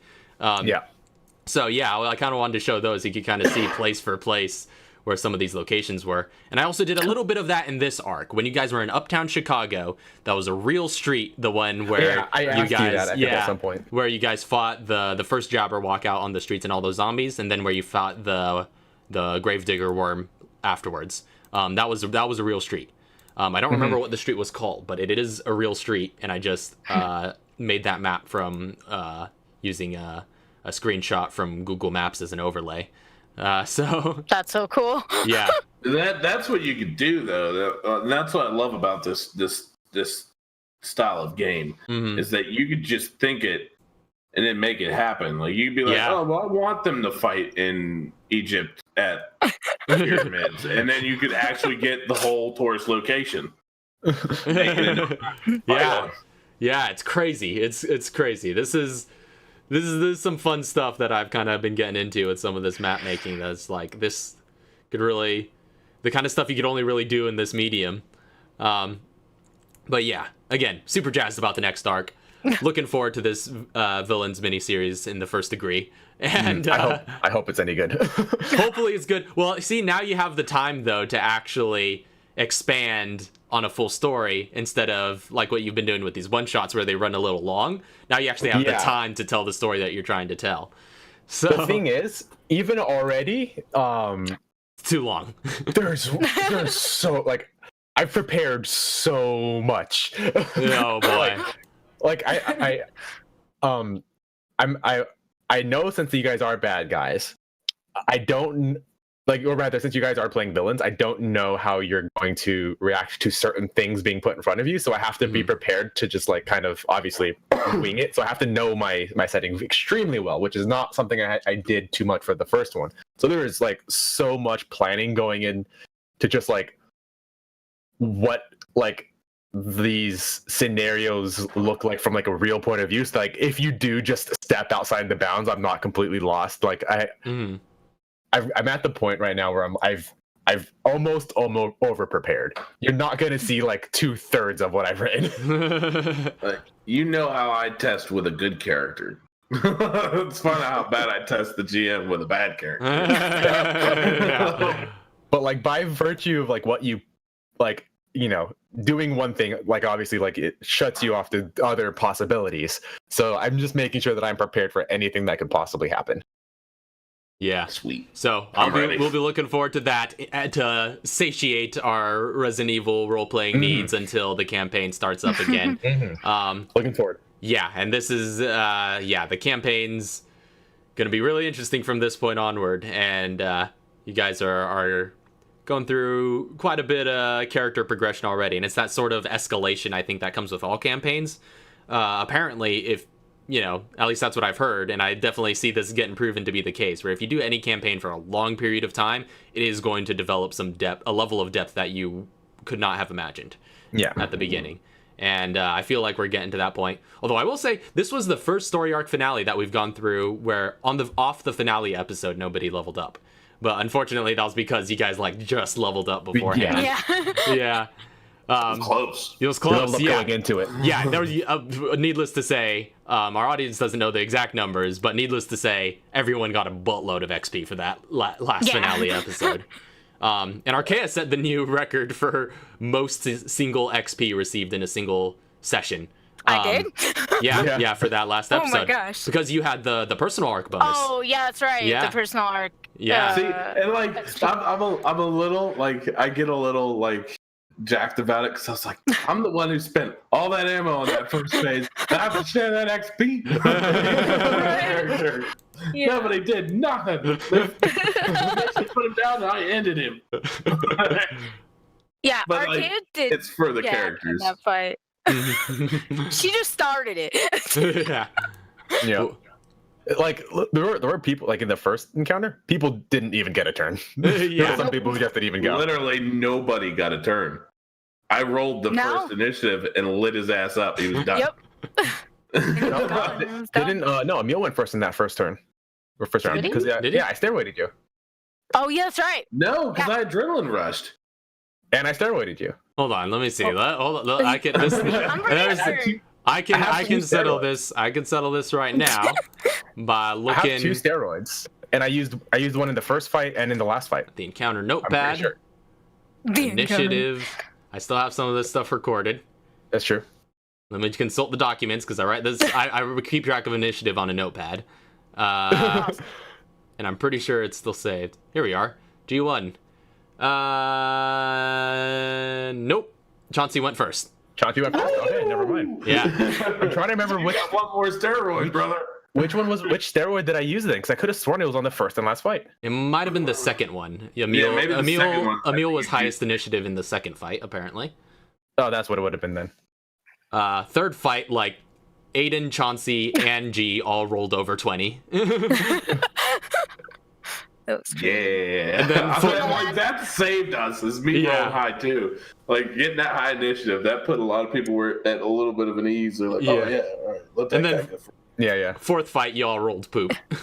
Oh yeah, it was terrible. I Yeah. just love how everybody rolled. Like, in each fight, somebody rolled under 8. Yeah. Everybody was there was always somebody who was just like lagging behind. And I mean- Lauren's like, you're gonna roll you're gonna roll below an 8 this time. And I'm like, rolls? It's a 6. I'm like, Lauren, Yeah. please. And then we all rolled underneath that. Yeah. I mean, you guys were in the middle of an intense chase, I guess. Which, yeah, I'm happy with the way I managed to maintain the flow on that one, though. I was really worried about that sequence because I was like, I hope this goes the way I'm imagining this going in my head right now. But Too cool. yeah, that was quite fun, and just like those Too cool. action hero moments of just like Emil getting blown up and thrown at the wall and stuff like that. It's just like, oh yeah, that was so pleasing to see how you guys ran with that. Mm-hmm. But yeah. Thank you guys very much again for another awesome arc. This is continually proving to be an extremely fun campaign to run and just an increasingly narratively profound experience, and I wouldn't want to be doing this with any other group. So thank you guys again for playing. Thank you everybody who watches. Resident Roleplay is still doing surprisingly well on our channel. It's very like it almost has like a small active following now. Like it does get Nice. yeah, there are like, we do get regular views on those. And the first episode is at an insane amount of views right now. It's crazy. Yeah, What I'm not is sure it if you at guys right have now? seen. Well, let's check right now just to put it on the record at the end of this. Yeah, if you could bring that up really quick, Lauren. But yeah, since we're going to be winding down here, but yeah, it's at an insane amount. At least by our standards. Yep, Resident Roleplay episode 1. But you just kind of wish more people would show up to the stream. Yeah, it'd be fun if Yeah. there were more people at the stream, but I'm pleased with a lot of people just watching the VODs on YouTube. So it says 2K, but I don't know exactly how much. Jeez. Yeah. 2K people have watched the first episode. Yeah, so at least 2,000 people have watched the first episode. That is Wow. awesome. Yeah. I know. I try to bring it up to everybody to meet. Yeah. Oh yeah. Robert, That word of mouth So- helps. we have The a opening- chat oh. program at work. Mhm. We where we chat with like our team and stuff. And I always say, you guys, well, when when it was going on before the break, I was like, you guys have to come out and like check this out. So Yeah. like, I'm Yeah. always like saying Friday. Yeah. Come Oh see it. yeah. That's amazing. Yeah. And I definitely yeah, it's definitely grown quite a bit as a series, and I'm very excited to see where things go in this next arc, because I have a pretty good idea of where things are going, but I cannot predict how you guys are going to react to all of it. So, yeah. Until next time, and until next week, where we have the first episode of First Degree, we will see you guys and gals all later. Peace. Squared. Have a good night. God bless. Right, do dreams all the good things. Bye.